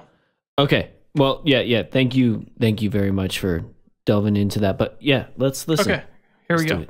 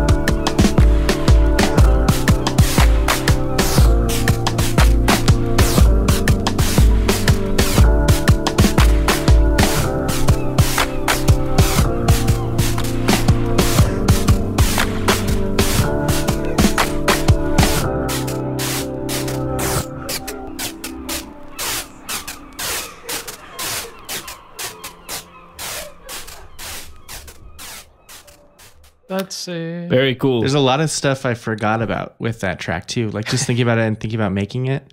All the synths are these like really crappy reactor instruments that I made with in this class with these lessons with Martijn Schwartais, who was like a reactor guru who taught at CalArts. And so like the sine wave thing was a synth I made called Garbage Harp, which was like the first, like it was just a from scratch from the math sine wave oscillator, and I was like so proud that I did that I had to use it in the track. Yeah. And then the like hi-hat thing is that white noise hi-hat pattern was just like a white noise through a gate, and that was cool. But and then there's like a bunch of field recordings. Like when I was first in school at New College, everyone, because I was the only person, or not the only person, but I was one of the people around who was like trying to learn how to do recording and stuff. Like everyone would come to me and have me record their projects. So I have all these funny recordings of like girls whose names I don't remember, or like dudes like reading their poetry, you know. And I would like I use them. So like a lot of the textural stuff in that, well, I know who was in that track. That's my friend Marissa, who I just was like recording when we were hanging out in the dorm room. We were just recording our conversation or something, and I just used that in the track. And I actually haven't talked to her in a while, but we've stayed kind of in touch. But it's funny to think about that stuff and think about like trying to build the texture of a song like that and like sampling those seagull squawks off of some cheesy like new age record. Yeah. And then like mixing in, I think it is an Adrian Belew, or who knows what that sample is, but it was something, but it doesn't sound like the original. Cause I was like, even though I was trying to make sample-based music at that point, I was like really, really manipulating samples. They were just, to me, interesting synthesizers at that point, like heavily Very processed and didn't sound like they were the original, you know? And that melody, was that the synth that you had made? The wave synth? Okay, cool. Because that feels... It hits in a very certain way, and it sits very well, you know, and it does remind me a little bit of like some of the Dosh stuff that I was deeply into, like back in the day. You know what I mean? Like it really, it fits perfectly. Yeah, and you know it's funny because I was really into all that Anticon stuff at that period of time, and now like, now you hate it. No, I don't know. I don't know. I like haven't listened to it in a while, but I've become really good friends with Dose. With Dose One, and sick. Yeah. And it's like cool to think about his like kind of accidental, I mean, he had an influence on my music, but his taste having an influence on my music, because I was like listening to all these people he was like curating for that record label. You know, he was like one of the people finding these people and putting them out. Like that was a collective for sure, but he was really heavy behind that, the like things they were releasing, you know? So it's funny to think like about someone having that kind of indirect effect on the work you're making, you know, like the person who runs the label, the person who runs Warp or whatever actually is the person who changed my life because they made it possible for me to hear Aphex Twin. And similarly, like, but it's also really like, it's really nice to, just like working with Oman, it's really nice to like become friends with Dose and be like, yeah, you're a great person. You know? That's very cool. Yeah, that's amazing. Yeah, I like Dose a lot myself. Yeah. It's fun. So at CalArts you were starting to work with Max MSP as well, which was an entirely different platform. Was this happened at CalArts or did it happen beforehand? Before, I actually went to CalArts to do Max. So I'll tell you the thing about Max, which is funny, is when I started making electronic music, it was still like the era of people being like, that's not music. And then people would say stuff like that to me. And really? Yeah, totally. I remember like these punk kids, like I remember punk kids at New College being like, you're not a musician. And I'm like, dude, chill. You know, but the thing for me, something about that, like I equated Max MSP as this really hard thing you had to work really hard at, like playing a musical instrument that was like very unique. And by doing that, I could justify like the skill set that I was trying to build, which is funny because now I think of like tracking and programming synthesizers and doing this music composition as like a very hard thing to do. Yeah, I would say that like I would put Renoise, but at the time it's not quite the same building your own patches. Yeah, but at the time it seemed like this thing anyone could do kind of. And Max MSP seemed like this thing people couldn't do. So I have a funny relationship with Max because I basically learned it. Really, I like got pretty good at Max by the end of grad school, and I don't use it very much. I mean, I'm glad I know it because at my job we use it for like a lot of stuff in the exhibits that we make. It's like the backbone of all the playback. Everything that's interactive runs in Max and everything, you know. But and so it's great for me to know it well enough to navigate it. And I'm nowhere near as good as some of these programmers that I work with. Like they're brilliant people. But and brilliant Max users, but like when I went to CalArts, it was like largely to work with Mark Trail and to learn Max MSP. That was like the driving force behind going to electronic music school, and part of that was because I think I knew a bunch of people making electronic music who never went to college for it, and I was like, well, if you're going to go to college for this, you gotta learn stuff that is like hard or something. I don't know. So I started using Max, and that is a funny transition because my new son, that track, I like broke it out and made this Max patch to play it live. And like, it was all really loose. And and like, so when I would play that live, it was like load up the Max patch, get the probability stuff going. and it used my webcam on the computer to do filtering and stuff, and it was like very loose. So whoa. Yeah. And so like at that time I was definitely like making these like loopy max patches where I could like bring the different parts of the song in and and manipulate it with my movements and stuff. And somewhere I have a recording of that exact track. Oh my goodness. Done live with that max patch somewhere That's on cool. my hard drives. I don't know if I knew that about that song. Yeah, that was like when I would play it live. Also, some of that sailboat stuff, when it was even just playback stuff, I was just doing it in Max as like building like DJ apps in Max. Also, part of that was me being a little bit of an asshole because everyone was like using Ableton Live, and I'd been using Ableton Live for so long. But at the time, I was especially annoyed by the fact that every live set I started seeing, like when I first started seeing live sets, people were like trying to do stuff, and sometimes that meant like playing off of iTunes, and sometimes that meant like doing something really strange to play their tracks, you know? And then Ableton came out and everyone started just basically DJing their tracks and like playing a track and mixing it into another track and doing the same thing. And it got a little stagnant for a while. And thankfully it's like evolved past that into a pretty interesting world now. But I was like deliberately like, I'm not going to use live for Max for live. Yeah, I mean, Max for Live and Ableton just they built a bunch of cool features, and also I think with it being out for long enough, everyone kind of got bored of that, and so there's a lot more going on. And hardware, we're in like a brand new hardware renaissance now. Like I feel like the synths you can buy for $200 nowadays are like insane, amazing tools. It's pretty bonkers, dude, for sure. But I mean, before we get into all that, because I want to get through. Yeah. A lot more of your music, and then I know that you're, pivoting towards hardware a little bit more now. But let's can we check out like and the Giving Hand, maybe like Tiny Angels, something like that. That would be more of an example of what you were doing in Max stuff. Yeah. I was curious actually about The Sun Went Out because wasn't that live? Yeah. But that was a Max patch. That's your big piece, right? Your what is it called? The thesis piece was is what Treble the Width or something. Oh, really? Yeah. Okay. Sun Went Out. I think that was that. I'm trying to remember. Let me look because sometimes the way I have them up reminds me. Sun Went Out was I was in this class with Roscoe Mitchell. From AAC. So this was at Mills. Yeah, that's now? at Mills. And this is like actually the height of like my Max patch usage, right?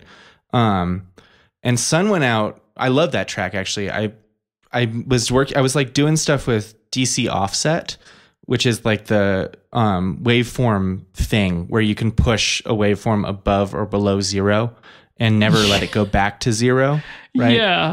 Yeah, I noticed that. Yeah, it doesn't go back to 0. It's like actually kind of hard on speakers if you play it loud. But to generate those sounds, I was just doing that to nothing. Like I was taking that's like the same basic patch as Treble the Width. But Treble the Width, I had my MC202 analog synth as the like source for the processing. So I was sending it like pitched material and letting it do shit. And it's a lot of LFOs and a lot of processing and a lot of granular stuff going through FFT stuff, so it doesn't sound like granular stuff. But in Sun Went Out, I was just doing that with the noise of the computer, basically. And so I was pushing it up and down to make waveforms. And it was for a class with Roscoe Mitchell, the free improv guy who completely changed the way I think about music. Like working with him was really cool, and he was also like initially very resistant, I think, to working with computer people, even though I think he had to do that every year he's been at Mills College his whole time. But he didn't really like seem to like what I was doing until one day he liked what I was doing. But we had this concert of improv pieces that was like sci-fi themed. Because Roscoe used to say stuff like, if it's not music, it's space, but he meant like empty space, right? But we were making a joke about that. So that piece was like my the sun went out piece was my like concept about what it would sound as the earth was freezing, as the earth was freezing after the sun went out. Oh wow. And that was like that's the intent of that piece. Trouble the With was my thesis piece. I think they were both good. The thing that's different about them, I think they're both equally, or I haven't listened to them in a while, but I felt like they're both equally interesting the last time I listened to them. But one of them was something I composed for like a year, Trouble the With, and the other one was like me improvising with a system that I had been improvising with for years. And though they both use the same basic system, Trouble the With is like through composed, and I had a score for myself to do it, and I knew when the pieces were gonna change, and I was like fighting certain parts of that.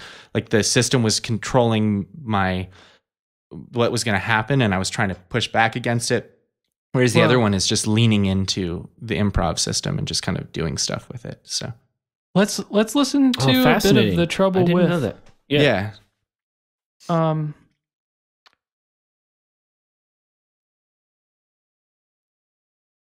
Oh, that's actually, maybe I'm calling, I did this stupid thing where I named them, I would name them the same thing and just move the words around. Is it Trouble With the? I have, okay, let me check. Yeah, get that line. I'll be right back. Yeah. I have that lined up. I have Trouble With the. That's a different song? Yeah, that's different. So what I think happened is, I think Kalia Records Bandcamp is no longer there. So I think that was up there. Is it on my own Bandcamp? Let me see. I have it on a thing that you gave me. Okay, cool. Yeah. Because I think the one you were just playing was a different Maximus P piece. Okay, so that's Trouble the With, and this is Trouble With the. Let's see. Okay, wait. This one on my Bandcamp, 2-channel studio version. Trouble the With 2-channel studio version. I think that's the one. Yeah, that's 16 minutes. So I think that's the Mills College. Let's see. Which one? Here, I'll put the link in the chat. I think this is it. See, this is why thinking you're clever and doing wordplay doesn't always help you. I think this is the version, or the one that was the Mills College one. Oh, this song. I don't think I have this particular Bandcamp album downloaded. Yeah, probably not. I mean, but hold on, let me just check this track that I. Yeah. This track that I have is 6 minutes and 30 seconds. Yeah, that one's from And the Giving Hand, right? No. That one is somewhere. Maybe that's the same track, actually. Just named. Is that The Trouble With? I have. This is all staying in the podcast for sure. Oh yeah, definitely. No, I have Trouble With the ... MP3. Okay. And The Trouble With. And they're the same length, but they look totally so different. The one from Mills is called Trouble the With. Let me just share my screen. I'll show you what I'm working with here. I know which ones you're talking, because they were all basically the same. They were different versions of the same Max Patch, different iterations of it, even though the samples were different. Do you see the difference, the way these files look? Oh yeah, totally. But they're the same length. They're the same, probably the same file. One's just super limited and the other one's not. And then this, I just downloaded this track. So. Yeah, that's the big one. God, you have I'm looking at this folder. You have some funny, like some stuff I forgot I even did. Oh, this folder here? Yeah, totally.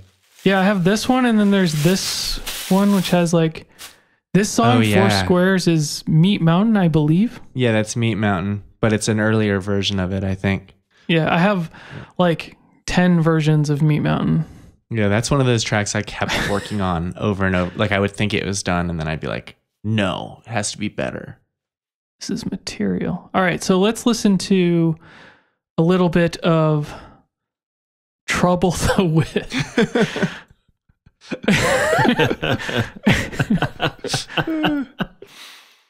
Dude, a glimpse into the struggle, man. Yeah. This is interesting. So, just to be clear, this is not the trouble with or trouble with the. This is trouble with. Yeah, and that's this should be the thesis piece from Mills. I'll start it like here. Yeah, because the beginning is a bunch of clickies because clickies.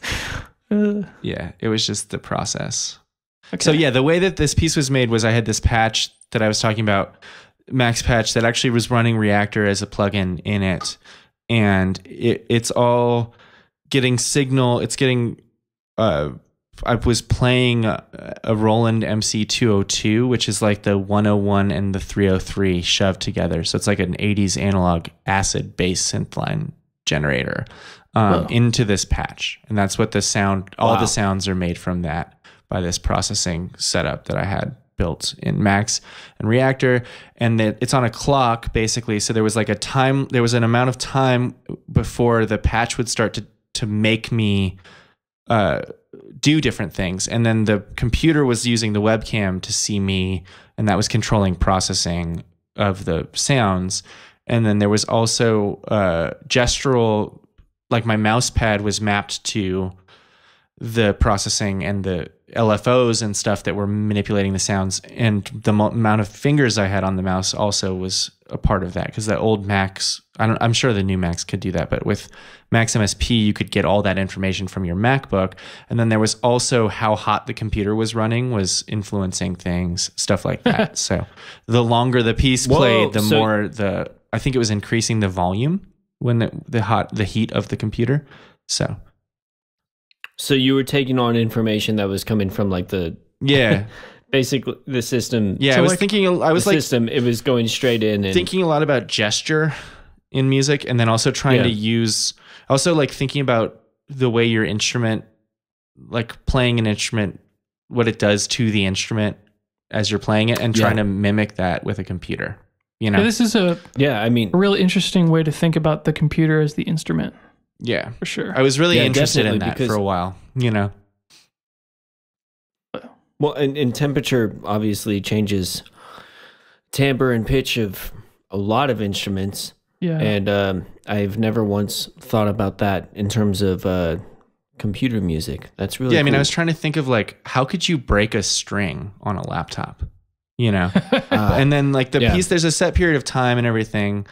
But there's just kind of like moments where the computer decides something basically with probability, randomness, and then I had to respond to it. And the cool thing, one of the funny things about this piece is like at the end of the piece like ends, and then there's all this stuff that happens after it, or like I ended the piece, but there's all this stuff that happens after it, and it's just the buffers and the processing finishing themselves out, which is, I like that aspect because you kind of get this funny little window at the very end, just a really brief window of like the stuff if I'm not messing with it, you know? Yeah. So yeah. All right, so let's hear a bit of this.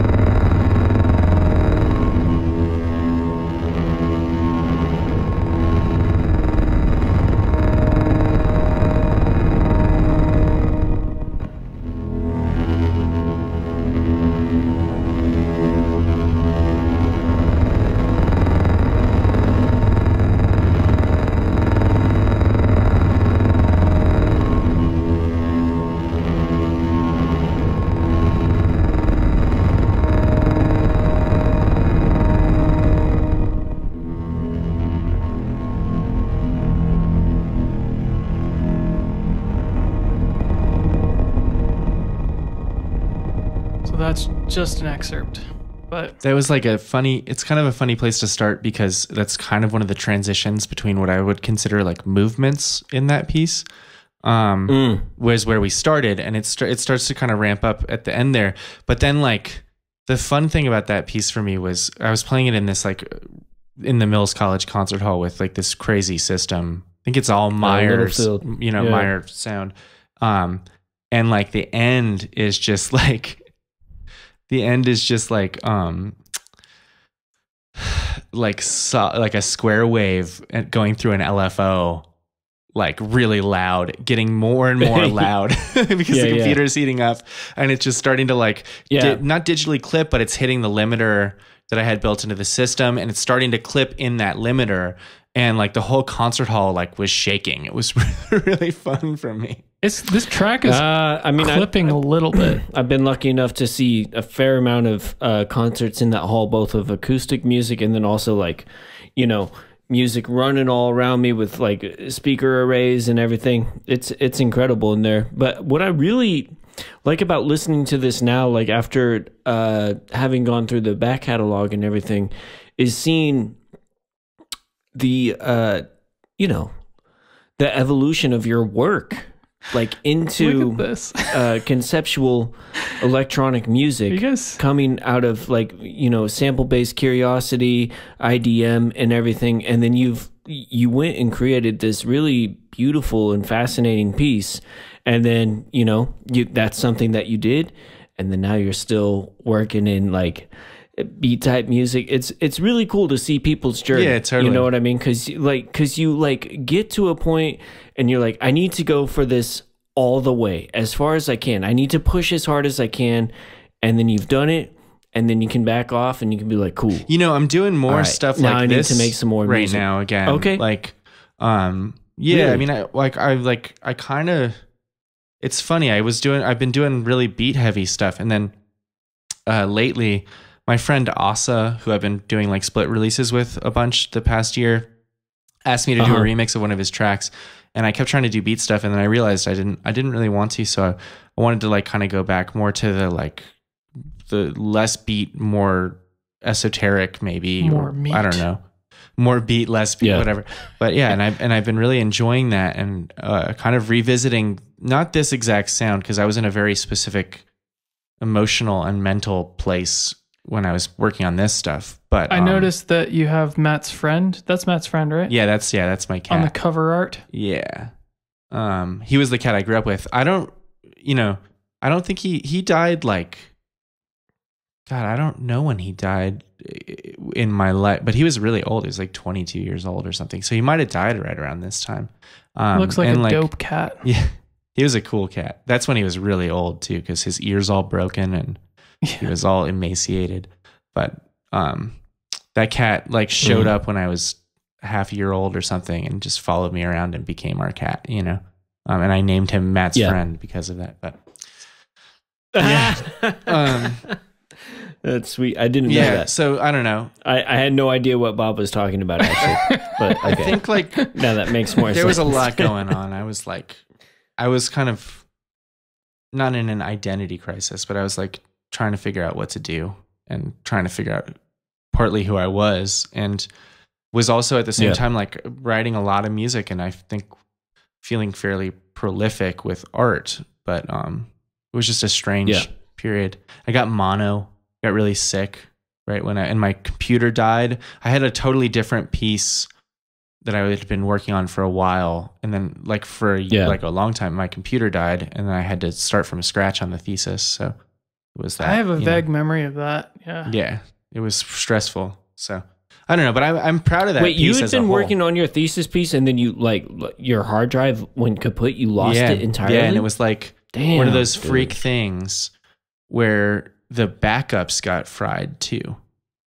So like I lost everything, and I think that was the time that I was using Dropbox, and the way the hard drive crashed, Dropbox synced the broken files. Are you kidding? Yeah, and I was like thinking, oh man, okay, because I'm backing up to Dropbox.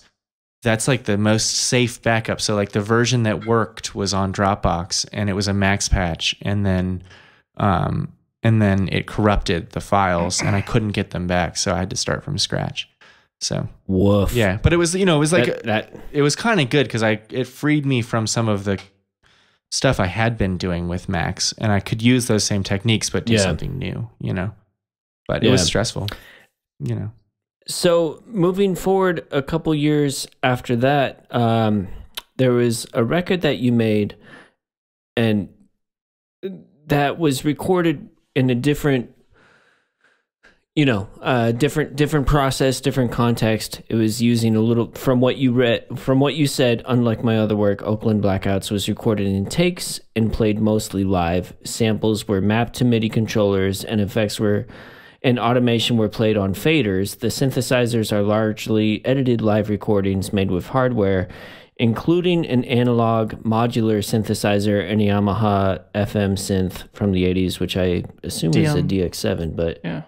It was a DX100, actually. Ooh. Yeah.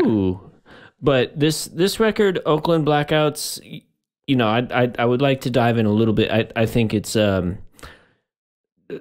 fantastic. And, I have this, I do have the wax at home, and I listen to this on a regular basis. It's one of my favorite just like home records. You have those records that are on constant rotation, you just put on to have on at home. Wake Oakland Blackouts is definitely one of those. Thank you. And, that's awesome. it's phenomenal, man. Same.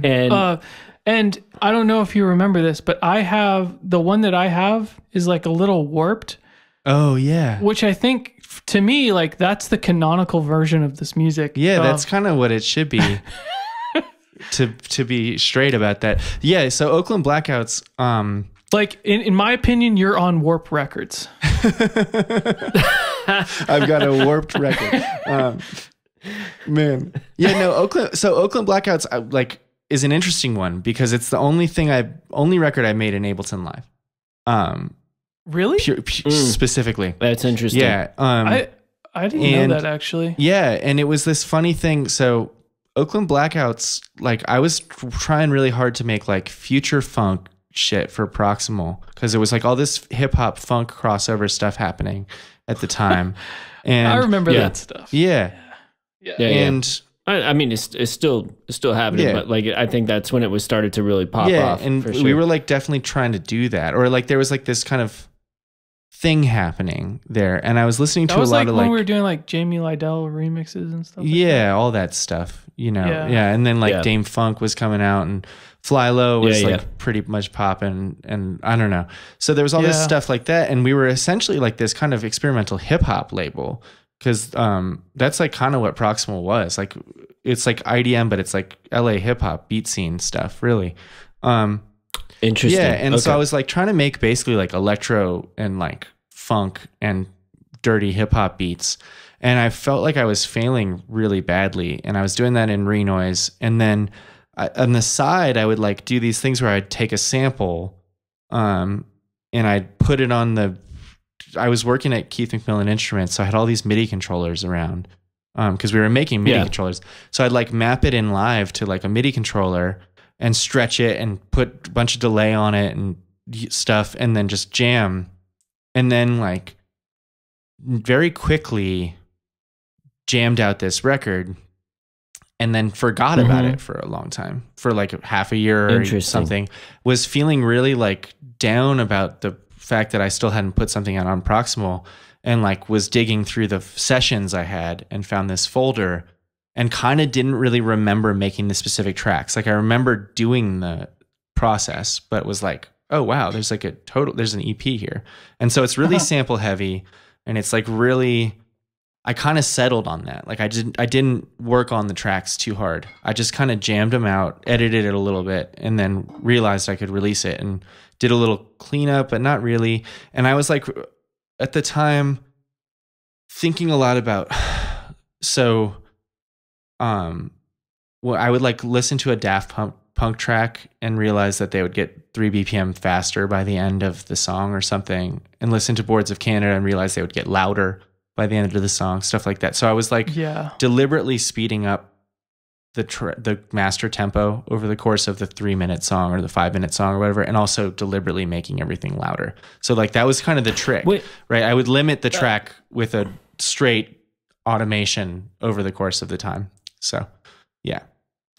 I have a question about that. I mean, so you're saying that must have been an intentional decision on both of those bands case, right? Like, I mean, I feel like with Boards, or they automate the tempo and they automate the volume, and I feel like that's it's kind of an obvious thing when you think about both of those bands, especially old school versions of those bands, are very like loopy in a lot of cases. Yeah. And how do you keep a loop interesting? You do subtle changes like speed and volume. Like we noticed that stuff, I think. So I was playing with that too, to try to make loopy music. And also, lots of time stretching. So it's really sample heavy. Like it's really samples it's like a lot of the earlier stuff where I was like really relying on samples, but in the different thing about this record is like, I would like play something on the DX100 into Ableton, not really quantize or correct it, just edit out a piece of it and then throw it into the controller and then play it, into the track. And then also like there are like vocoders on the tracks. So a lot of that stuff is like me actually singing into the vocoder while there's something I'm playing something. No way. Stuff like that. Yeah. Really? And then looping it, So it was a much more organic process than I usually do. A lot less editing. And a lot more like just like jam stuff. I don't know. It's really cool. Wow, that's beautiful. I mean, the space in this record, the physical space is very nice to inhabit. Cool. Like it sounds and feels very nice. It's got such a vibe. So. It's true. Yeah, there is a vibe to that stuff. And I think part of that was I was just not thinking too hard about it. It was like this relief from the other stuff that I was thinking really hard about. I was just playing with this stuff. So it's got this. Tying back to the theme of don't work too hard on your music, folks. Yep. Yeah, totally. That was some sage advice I got from Jordan Glenn back in the day. Like when I was asking him about composition, he's like, write a few less notes. And but so Oakland Blackouts, obviously you also tipped your hat to Hyro. Yeah. Don't you ever forget it could be Fade Away the Joke. Huh? Totally. But like, yeah, I love that track. I 8th grade, that was on repeat along with like the Roots Things Fall Apart. Man, there was there was this amazing moment where friend Andre, who was recording as Bobby Browser for a long time. I don't know if he's still doing stuff. He moved to New York and I haven't really talked to him in years, but he used to DJ around Oakland, and I like released this record, and I walked in and he would DJ house music and like techno. I walked into the bar where he was DJing, and like he immediately like dropped the tempo and played that Hyro song. And it was like one of the most masterful DJ moves I've ever seen, because he went from like 130 to like 98 or whatever the Hyro song is, and he beat matched it as he was doing. It was really cool. But you just reminded me of that because it was like right after this record came out and he was like being cheeky or whatever. So yeah, that's awesome. Man, I had a crazy thing happen right after Doom passed, or the day that Doom passed. I found out I sold a Tenorion to a gentleman in Richmond.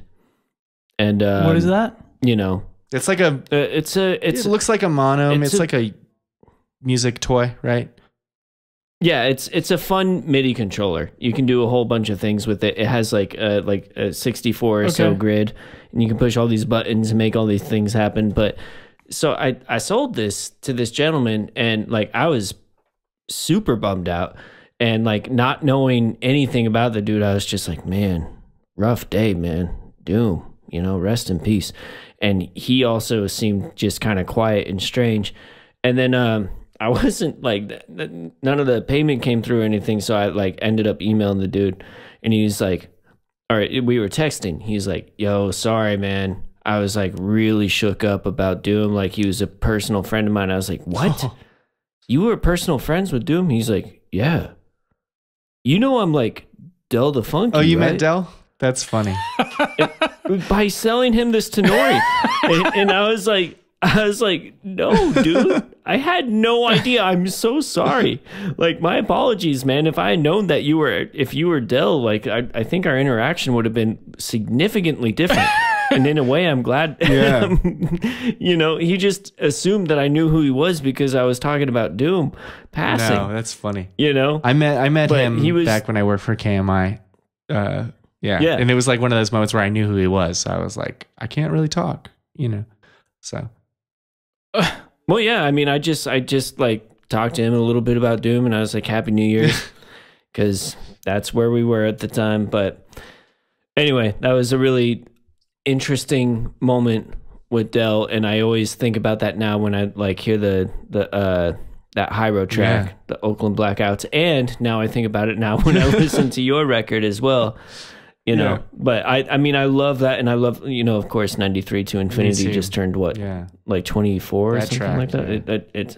It's so, that record is ridiculous. But anyway, let's listen to let's check out like Murder Party. Can we check that one out? Yes, we can. I've got it queued up right here.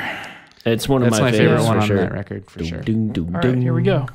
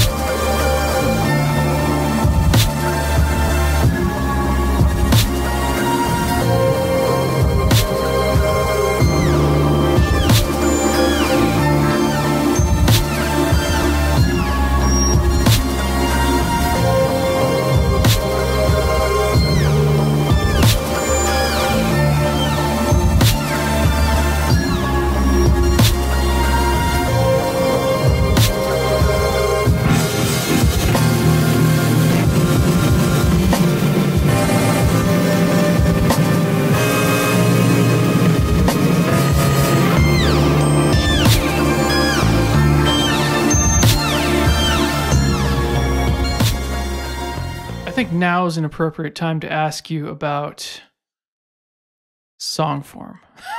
Because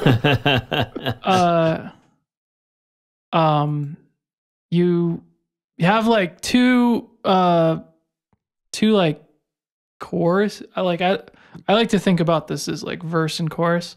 Yeah. And you have two like choruses in here which are like super interesting. Like deviations from your standard groove here. Mm-hmm. Or bridges, if you will, however you want to think about the name here. Oh yeah. And it's I didn't even think about okay. Go ahead. Sorry. And I'm just curious how you think about it when you're making music like this. It depends on the track usually. I mostly think about breaks between like a structure, right? So in this case, like I got really into the like just like layering different time stretch samples and dropping the beat out and just like doing that not in the same structure as the other structures, and then bringing the old structure back. So I don't know, like I've kind of, depending on the type of music, I might think of it as like verse, chorus, verse. But in this case, I was trying to think of it as like more nuclear. I don't know. Like, yeah, it was more like I wanted the density to change at different times. So like, it was an excuse to change density for a second to change. Cause I mean, the difference between what is essentially a loop before and after that, like kind of time stretched breakdown thing that is like a chorus, right, is that the loop is mixed really differently. Like the volume of the synth changes and the reverb changes, and like the filtering of the samples are changing subtly, and I'm adding other layers that I'm playing in from whatever the keyboard is or whatever, you know. Yeah. But they're running into the limiter really hard, because at this point I was really thinking about limiting and compression as like I still do actually. It's like the trick for most of the stuff I do. A tool to like create space and breadth and texture, right? So it's like the limiter is being automated so that the threshold is going down, so that essentially the track is getting more and more compressed over the course of the whole time, and then I'm just changing the mix inside of that. So it's just an excuse to basically like reset the automation curves for those layers. But also like I just really like it's something that I think about a lot when I'm writing now, like just breaks between sections, textural breaks, right? They're different. It's a different texture, or it's more texture, or it's the same texture but a different set of content. So I don't know. I mean, that song structure, I don't know. I think about song structure more like on Cocoa Butter. I was like thinking about pop song structure, right? Like in that whole record, I was trying to make a pop dance record kind of. Yeah. So, but a lot of times I don't know. It just comes with whatever the intent is. So, yeah. I mean, you just said a whole lot of gold right there in terms of where the sound comes from in the space, and you're very generous in your Bandcamp notes. You know, like cool. You'll talk a lot about where you were and what you used to make the songs. You know, it's super important to me. I really appreciate that though, because like, you know, like that's a huge part of you know, I think you're about to address this actually, but that's a huge part of what I'm curious about when I hear music is like, what did the desk look like? What was the hardware? What was the software? But anyway, please. I don't know. I mean, part of it is I don't necessarily always want to glorify hardware or things that cost a lot of money for people or something. But yeah, definitely. There's something about with electronic music too, it can be so nebulous and confusing. And there's something about like the marketing of electronic music when like Aphex Twin came out and stuff, where they wouldn't tell you what they were using and everything, that was hard. Like for me as a person trying to learn, I was like always in the dark. And I don't know, I like trying to present some window into how the things were made, because I think that's actually, like Bob was saying about DAWs earlier, or like we were talking about DAWs and how each thing has a signature. Like you can kind of hear the signature in the stuff. At the same time, there's a direct rebellion against that a lot in at least what I'm trying to do is like take the signature of the thing out of the process. But at the same time, I feel like Oakland Blackouts is a very Ableton Live record for me. It's like very linear. And there are structural things. Like I was definitely doing that stuff. I was definitely adding that break visually to the track. Whereas a lot of times I'm doing that maybe not intuitively, but with Renoise and the way Renoise lets you look at the track, it's a more micro look rather than the whole thing, you know? Yeah. And, you know, again, with, that's interesting about Ableton and Oakland Blackouts, because I've come to associate a certain sound with Ableton, and I feel like it's because a lot of people use what is just available. And yeah, well, I don't use the stock stuff, right? Of course, but like I've heard so many records, that have, and so now for me, Ableton has a very certain sound, and so when I think of Oakland Blackouts, like I do not think of Ableton at all. So I have like it's very fascinating I could identify the Logic Rhodes piano anywhere, any day, any time. Like, oh yeah. There's like, I don't know. I'm not trying to sound elitist, and I definitely use presets and tweak them and stuff, but I don't like to use the built-in stuff for anything. Yeah. I use Renoise's plugin, Renoise's effects, like the delay and stuff, because you'd never know it wasn't just a delay, right? I mean, you were talking earlier about finding the free plugin like co-ops, you know what I mean? Like and being part of those boards and stuff. So that's always been a thing. And at this point, or at least the past year, and it's a little silly to say it like this because I'm definitely using a piece of gear to do this, but I made a point in the last year not to use any sounds that existed before I started that track. Right? Oh, so interesting. So like no samples. Yeah, like I'm not coming in with an 808 kick drum or anything. It's the past year or more since COVID started. When COVID started, my friend Jeremy, who does YouTube videos as Red Means Recording, who I like met in the Bay selling stuff on Craigslist. His videos are great. He's a great dude. And wait, can you say his name one more time? Jeremy, his YouTube channel is Red Means Recording, and he's become pretty successful as like a gear reviewer and just all around good, like YouTube personality for music equipment. I bought this Model Cycles off of him at the beginning of the pandemic, which is this Electron FM drum machine. It's like a $300 drum machine, and it is like one of the best pieces of gear I've ever had. It's like what is it desert island. It's the Electron Model Cycles. It's a digital FM drum machine, and Electron has like the most evolved sequencer in any hardware kit, right? Like, it's just all these parameter locks where every note can have like every parameter can be changed per step, and all this probability and all this stuff. Yeah, Electrons are crazy.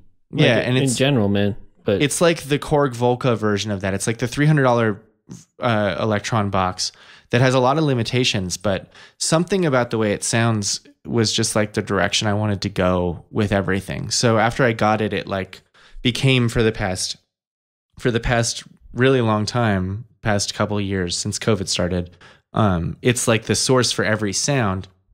And so at that point I gave myself the restriction of there'll be when I start a track, there are no sounds in this track that existed before the track started. Awesome. Right?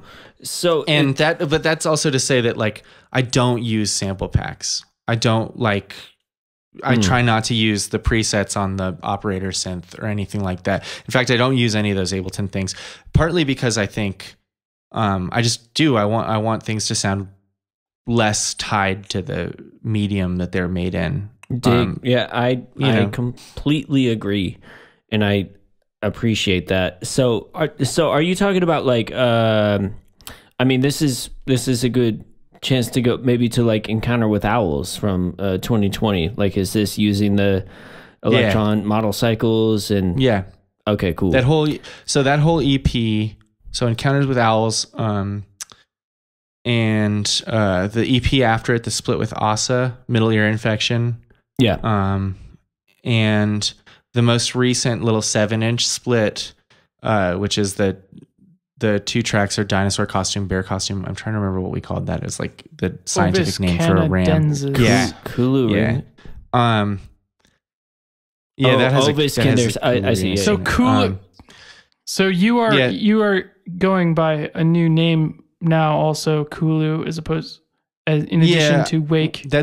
It was my AIM screen name in middle school. Wait, and say that I just again? needed something. Kulu was my AIM AOL Instant Messenger screen name in middle school. And were you like into Lovecraft or? No, it came from fish names. It's a slightly misspelled name for a type of fish, because I was really into fish keeping when I was a kid, and I am again now. But it was one of the loaches that I kept. They misspelled the name at the pet store. It's a Kuli loach, but they called it a Kulu loach, and I thought that was so cool, so I used that as my AIM screen name. And then then I did a bunch of stuff with hardware that I didn't think fit the direction I was taking Wake, and I kind of was like, well, now I have this label I'm releasing on, and that is a whole story. The Kulu thing was like, I put it up on my Bandcamp, and then the schematic was like, hey, what the fuck? Why didn't you let us release that? And I was like, oh, I didn't think it was worth it or something. Oh man. Yeah. So, well, let's listen to some of the more. Let's listen to some of the post-pan demo, man. Yeah. So like, I really want to listen to step components, but you want to listen to some step component stuff, and I don't know. And so also to talk about Encounters with Owls and the model cycles, for years I've had this like dream of the kind of texture of the music that I was making and like the quality of the sounds. Yeah. And then when I got the model cycles, I was like, holy shit, this is the thing that makes the sound that I want to make those tracks that I've been dreaming of. Whoa. And I haven't exactly done it, but I've gotten closer, like kind of sparse. And then like they change. I don't know. And the more I've evolved, the more I've like listened, the more like early Mono Lake stuff or early Mono Lake stuff sounds more like what I've been imagining. Kind of like dancey IDM, but with a focus on texture rather than melody, and with kind of a very digital feel to it. So okay, and so this was used. I mean, you're using, as you so generously have let people know, Electron Model Cycles, Reactor 6, and Renoise. So you're back in Renoise for this one, right? Yeah. So what I was doing was sampling into Renoise. You're talking about Encounters with Owls, right, Mark? Owls, yes, yeah. I am. Yes, Owls was that. Owls was sampling into Renoise the model cycles as I was like jamming with it, and then tracking that and using that basically as the sound source for everything. Cool. So, well, let's dig. All right, check it out.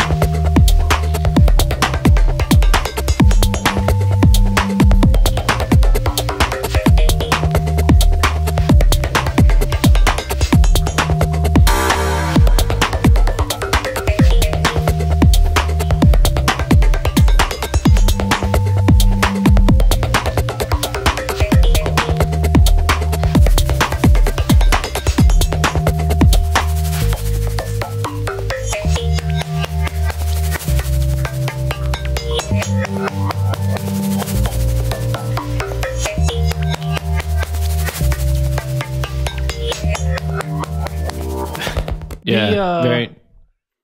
Yeah, the way that the bass line interacts, you have like a bass line that's doubled with a higher pitch, usually like a major third. And then like the way that interacts with like the melody, and when the notes that you've chosen at different points are like really surprising, because it's like it's mixed really in the background, so it's like you have to really pay close attention to it in order to like really hear what it's doing. And it's, I don't know, it's just cool, man. It's dance. Yeah, it's funky. Cool. It's and, like, and also, it's just, yeah. Well, I just want to say, the amount of detail oriented work that Renoise allows you is apparent in this. It's really cool to hear just like how much finessing there is within the track. It's really nice. This is like a funny one too, because I have all sorts of problems. Like this is that one I was mentioning earlier where I did this really fast, right? Yeah.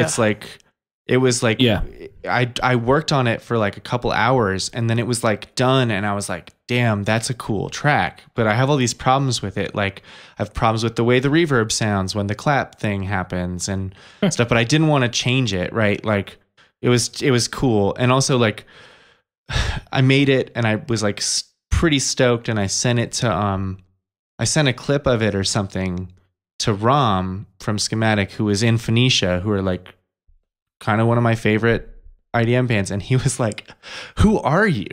You know, and I was like, "Oh, well, I can't change this now." Like, was this the first one to go on Schematic? No, Am Diamond was on Schematic first. That was that record was on Schematic. The first one he heard was Like Hydroplane. That track, because we had him play at IDP, that party that Hydroplane and a bunch of us ran, and I took Rom to the airport and I had heard about people doing that where they play the track in the car, you know? Yeah. And I did that, and then we got to and I was like super nervous about it, and then we got to the airport and he like got out and he was like, "Send me some more tunes, like we should do a release." And I was like, "Yes, I did it." Dude, that's killing. That's amazing. That's amazing. What is Like Hydroplane on? It's on Am Diamond. Is it? Yeah, it's somewhere in the middle. Look at how like these are named. That's funny. Yeah, it's track 5, Like Hydroplane. Oh, there it is. Yeah, okay. Which was me trying to do an impression of Renzo's music. That's funny. Just like, so everyone knows who is aptly Renzo. Named in that case. Tell everyone who Renzo is, everybody. Renzo Gorrio is Hydroplane. He's also one of the audio producers on Snap Judgment.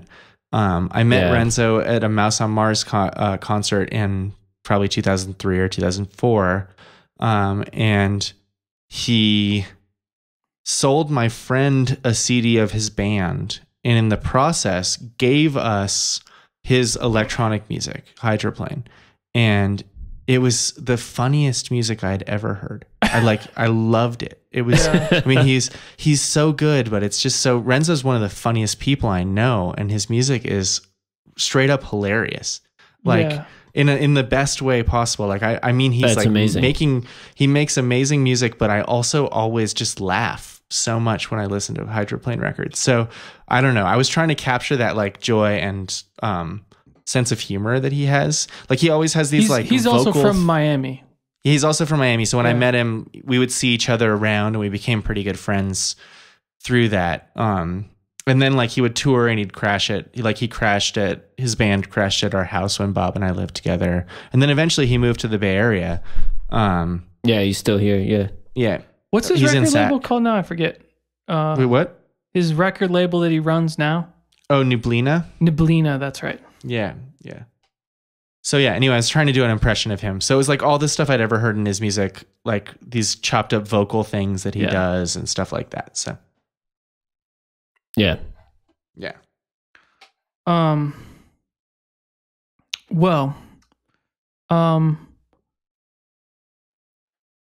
should we? Do you want to listen to that or? I mean, whatever you guys think. All this stuff is online. Like we're now in the schematic world. So if you go to schematic.net, you can hear Am Diamond and the rest of this stuff. Yeah, true. Yeah. So that's just like I mean, I'd love to. Yeah, I'd love to shout all that. We should listen to a couple more, and then we can go out. I wanted to get into like a Mark interviews TFPP, but I don't think we have time for that. Maybe we can have y'all. Can we do that as another time? Yeah. Because we've magically avoided that topic. It's a totally different thing. It's a whole other realm. So let's listen to a couple more of your before we do that, can you just talk about briefly like what you have coming up or what you're looking forward to, right now, any plugs, any hugs?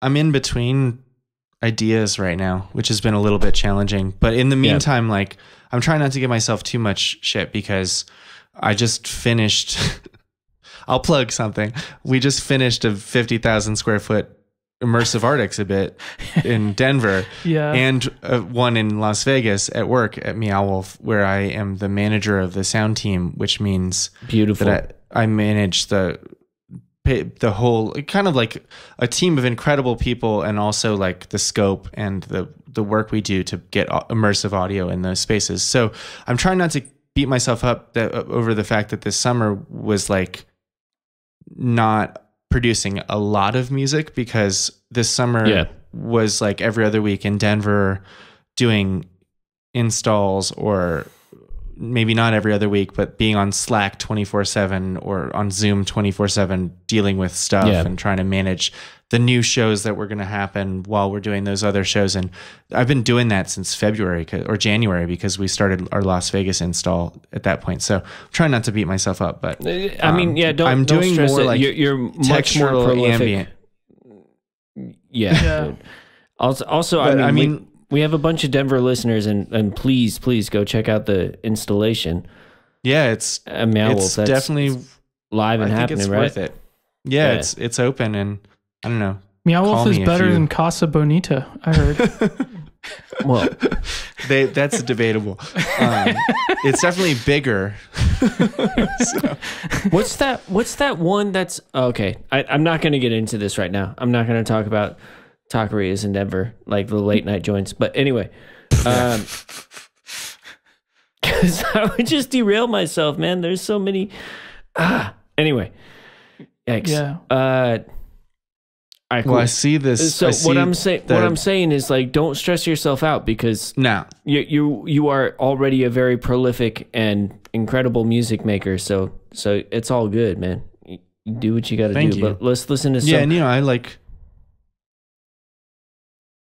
like to make a lot of stuff, and so I definitely get down sometimes when I can't hit the next idea. But then that's part of the problem, is like I have to move through ideas quickly, and then do you have nightmares about being like stuck in the mud and you can't reach the record button, and you're trying really hard, but you're like stuck in the mud, and no matter what you can't hit the record button? It's more like living daymares, and that it's just me not being able to reach the record.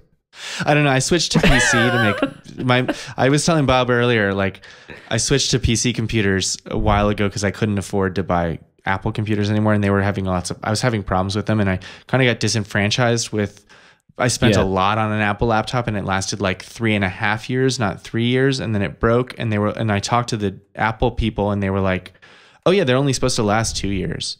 And I was like, so lame. No. Can I have another 3 Gs? Yeah. Yeah. So I started buying PCs, but that actually has been a challenge creatively sometimes, because I'll sit down and there's some weird noise, or some MIDI isn't working or something. So totally different topic, but I wouldn't go back necessarily. But at the same time, I definitely see that is the nightmare of the being stuck in the mud trying to push the record button, is like trying to get my audio interface to connect for 2.5 hours when it worked just fine yesterday. So, yeah.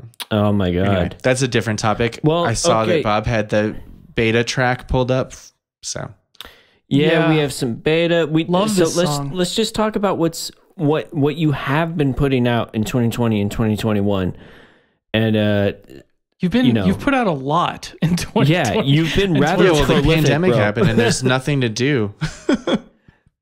I know, but I work and I hang out with my little family and I work on music. That's what we do. That's fantastic. Right on. Yeah. And so I think that I had that Encounters with Owls was the first Pandemo record from you. But let's listen to the next one, Step Components. It was. Love this record. I think this is my favorite record of yours, actually. Oh, that's cool. Yeah.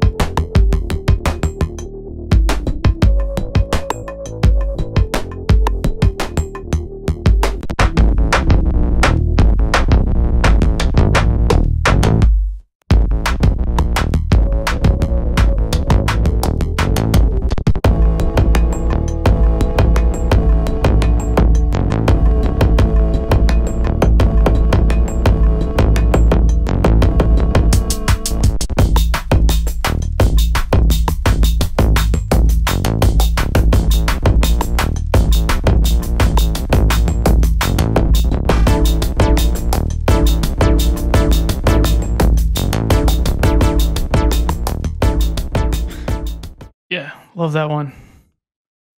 I think that was the second track that I made with the techniques that I was trying to mess with during this period of time. But the first isn't even on the record. The first is on the Neblina comp, the Renzo's record label.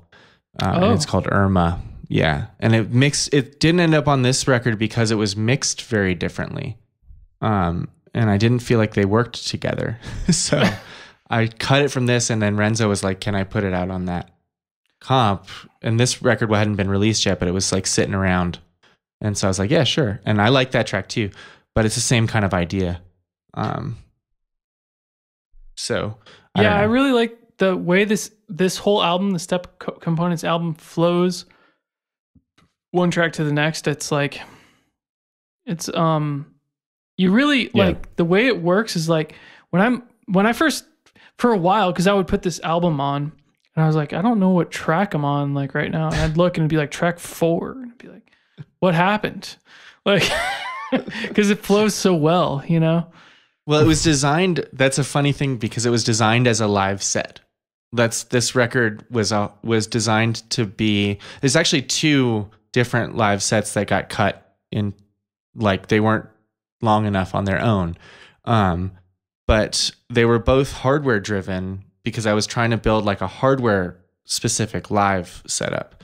And the first half, like the fish named tracks, are hardware with computer, right? So I was like using hardware and computers to try to build a live set that included both. And so it was like very IDM-y, and like that part is trying to do dance music, but not programming in 4. So none of the patterns are divisions of 4. All the patterns are like 12s, or not 12s, are like odd divisions. This one's in 7. Yeah. And then chaining together different length patterns to make a long enough section that I can program in 4 over the top. But then because I'm using hardware and triggering different hardware, like I'm getting different layering, and it was like kind of an excuse to try to get hocketing out of like acid-based synthesizers. Whoa. So they're like three basically sawtooth synthesizers at the same time doing all those bass lines and they're different pattern lengths, right, on those that I'm like so it sounds like maybe one synth because I had them similarly programmed or similarly designed, but then I can get these like more interesting or sort of slightly more complex acid bass lines out of them by chaining them together and running them at the same time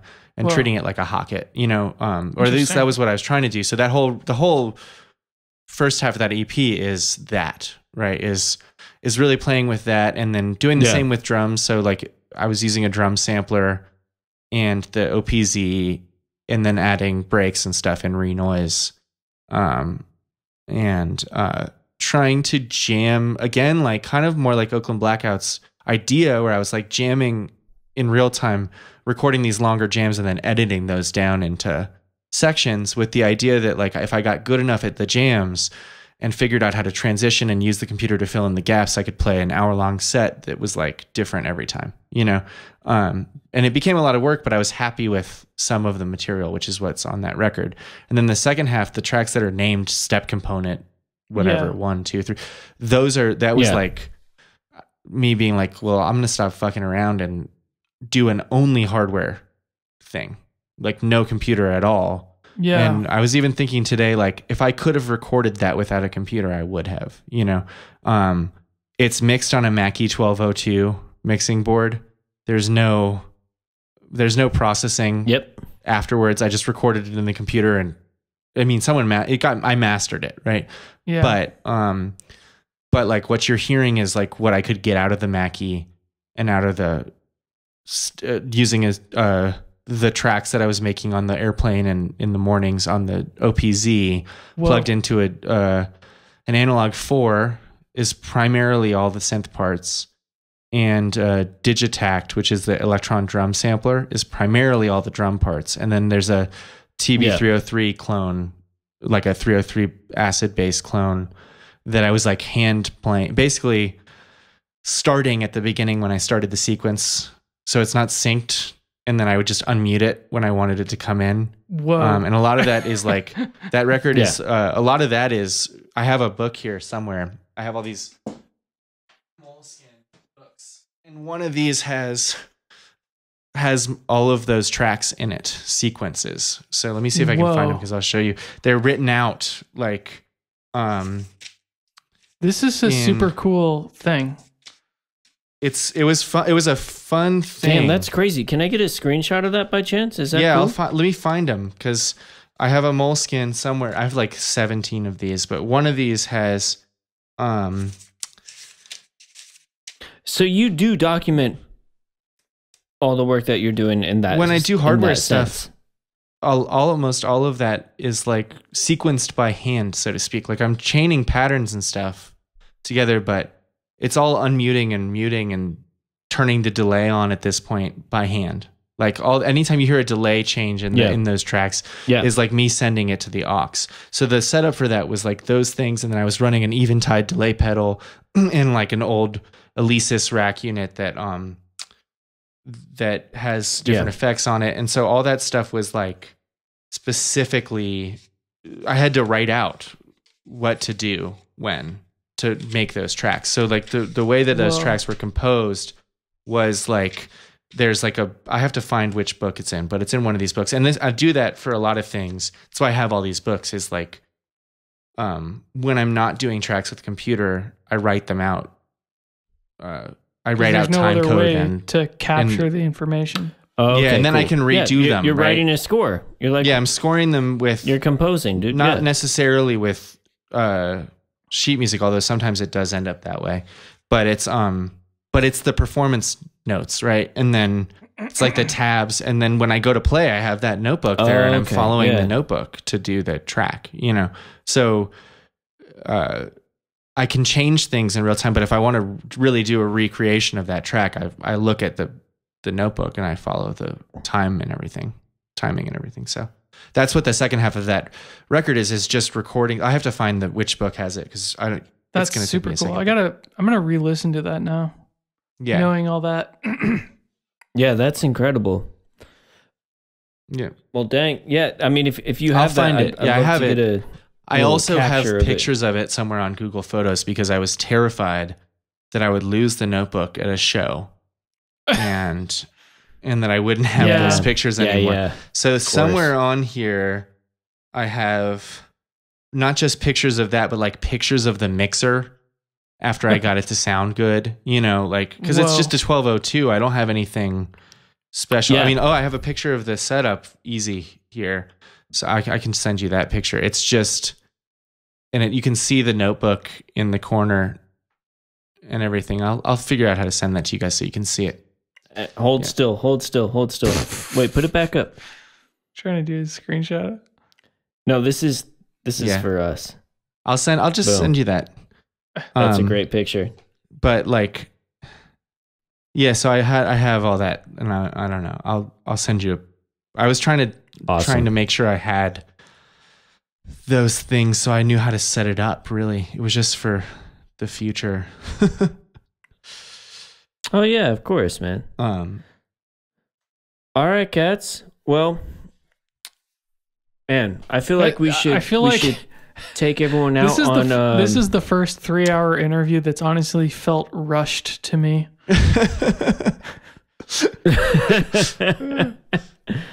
But I mean, yeah, I know. And there's like so much that we haven't got to. So we're going to have to revisit.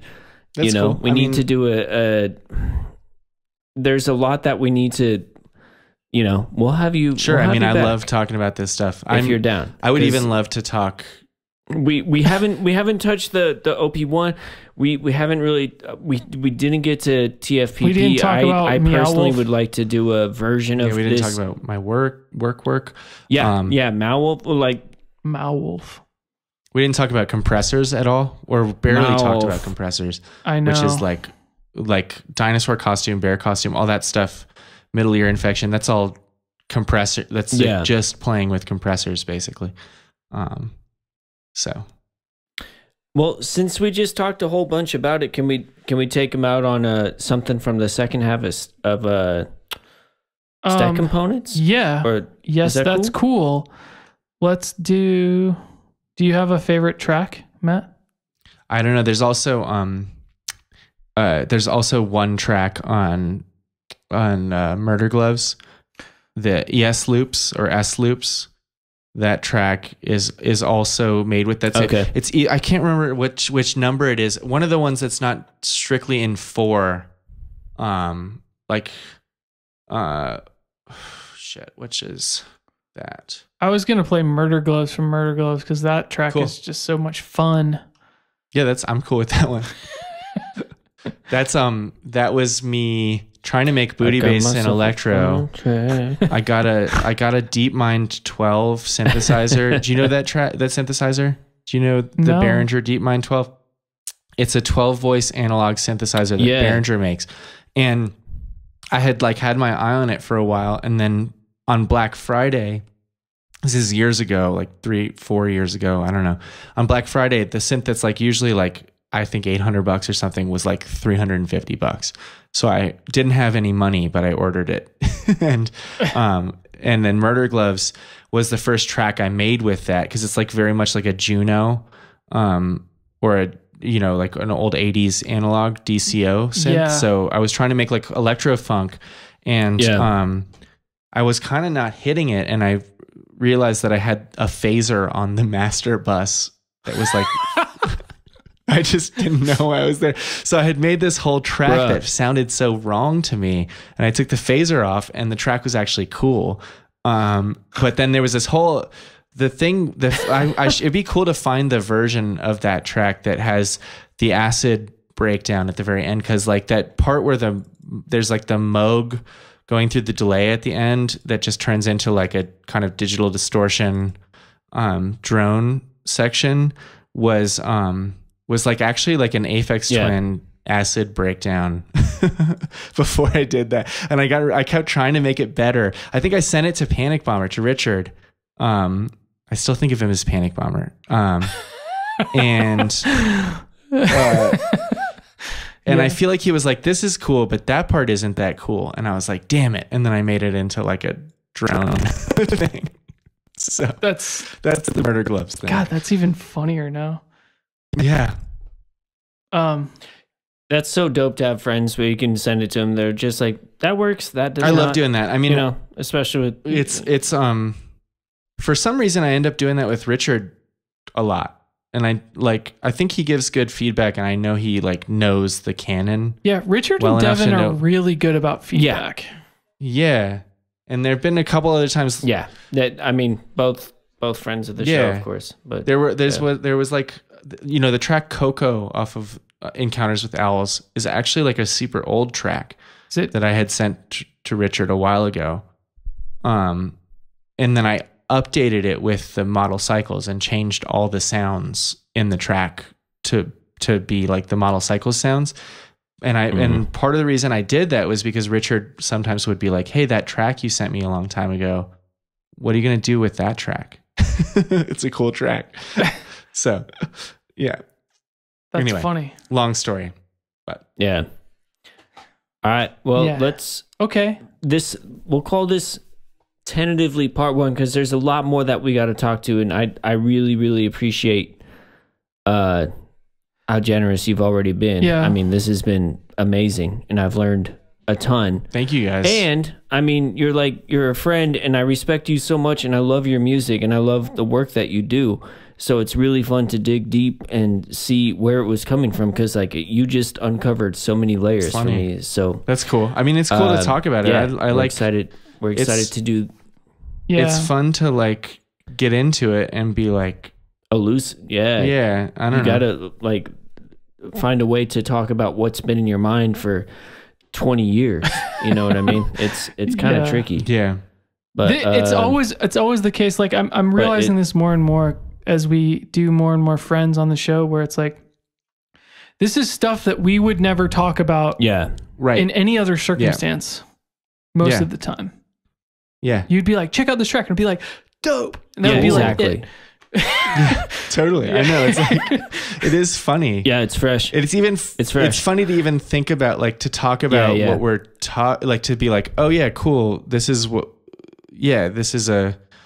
I was thinking about. And then to be like, man, I was like living with Bob, but I don't think we ever even talked about what I was thinking about when I was trying to make the music. Yeah. You know? Yeah. Totally. No, there's no time. You had to be making. Yeah. No time. Yeah. All right, y'all. So wait, what track are we going to take y'all out on? I think it's Murder Gloves, right? Yeah, we could do Murder Gloves. Murder Gloves. Let me see something though. Hold on. Let me whatever see track you would like. Murder Gloves. Let me see if this is the version. Let me share my screen for a second. Let's see if this works. Oh, yeah, wow. This is the version, or this is a version of this track. So, like, just to give you some context. Whoa.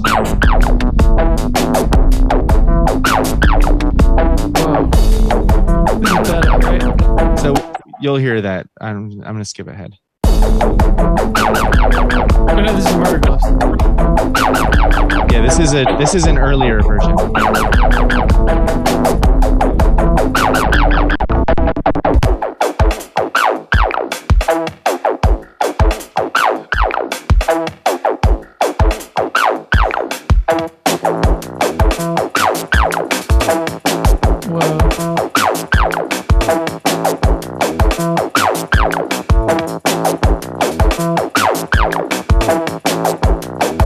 So obviously not finished, right? But I was like trying to do like a Tuss, like I think that's even an older version. I think if I went into a version after that, you could hear it like it would turn into more like a drum and bass or break thing. But just to show you like the part that I lost. I have a cool idea of how to like do like a my Brady Bunch video thing to do a cover of this song.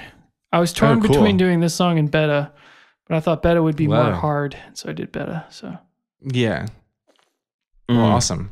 I just wanted to share that because I did find the file. Yeah, and usually the files are named like usually they're named something completely absurd and I can never find them again. Like, I know that, dude, even with TFPP stuff, it's always like I was looking back at some of the files. I'm like, if we ever like needed to find a particular version, it would be hopeless. Like, I don't even know. Yeah. I think even when we were mixing it, I don't think like some of the versions were not the most recent versions. Oh yeah. I know that for sure. We definitely mixed and or have regularly released maybe not the wrong version of the TFPP song, but not the most recent version of the I think that's actually true for Gumball, the first track. Yep. Yes. Yeah.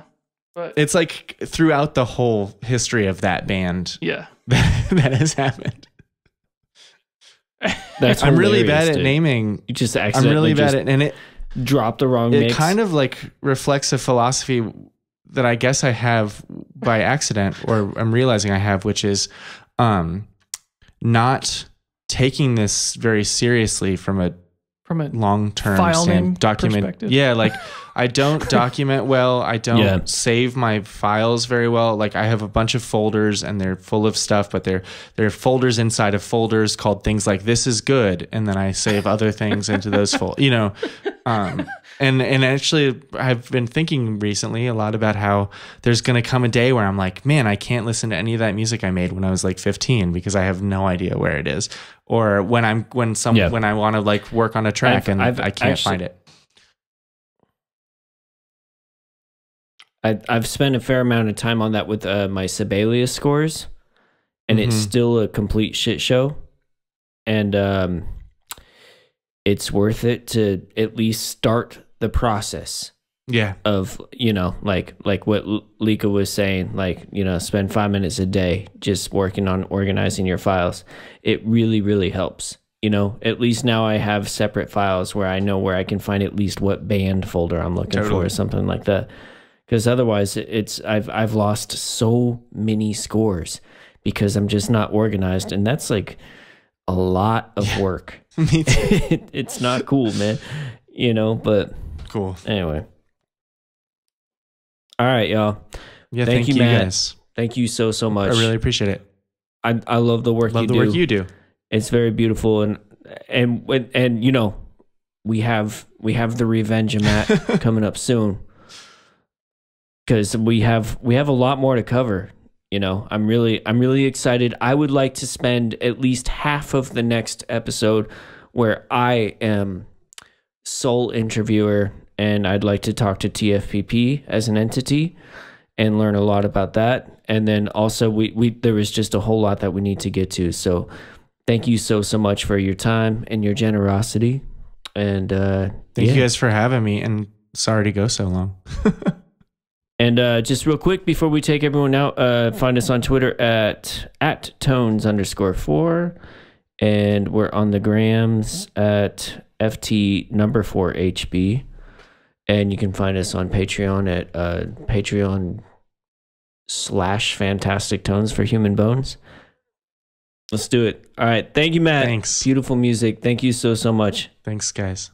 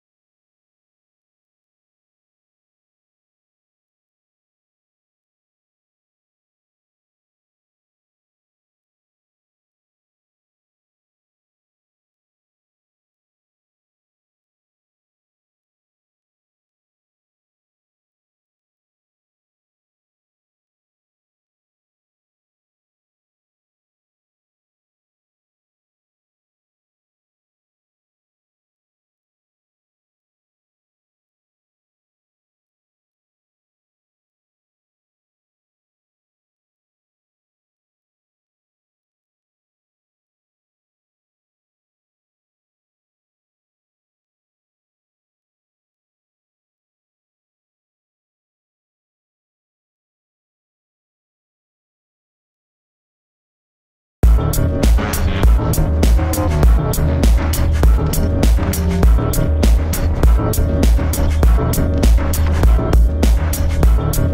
chest hair is the best hair. If a bird were here, he'd build a nest there. Your head could rest there. You're on a quest where you seek to find the breast and then molest hair. I've got locks of gold all across my trunk. When the ladies look, they wanna touch my junk. They like to clutch a hunk. I'm a real Mac daddy, grade A beef. They want a piece of the patty.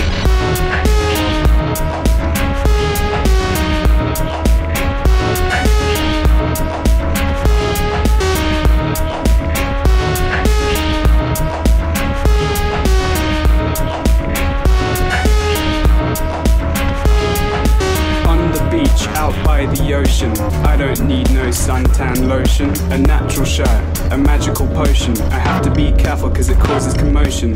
All the fellas get pissed and jealous cause I'm laid back and they're overzealous. My crew looks nice, or so the ladies tell us, cause we've got as much hair as 10 gorillas.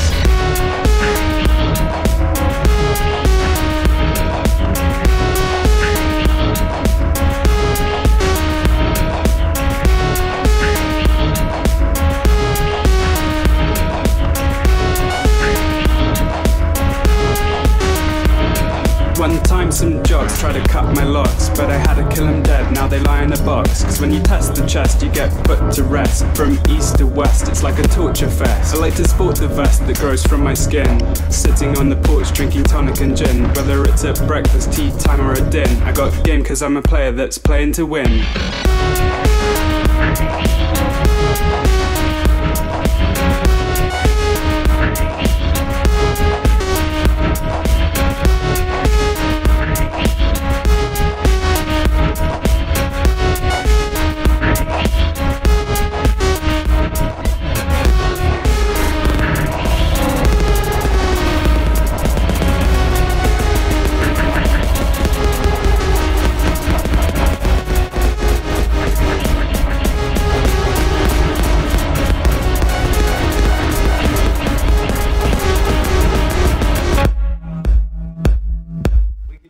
Baseline, I feel like.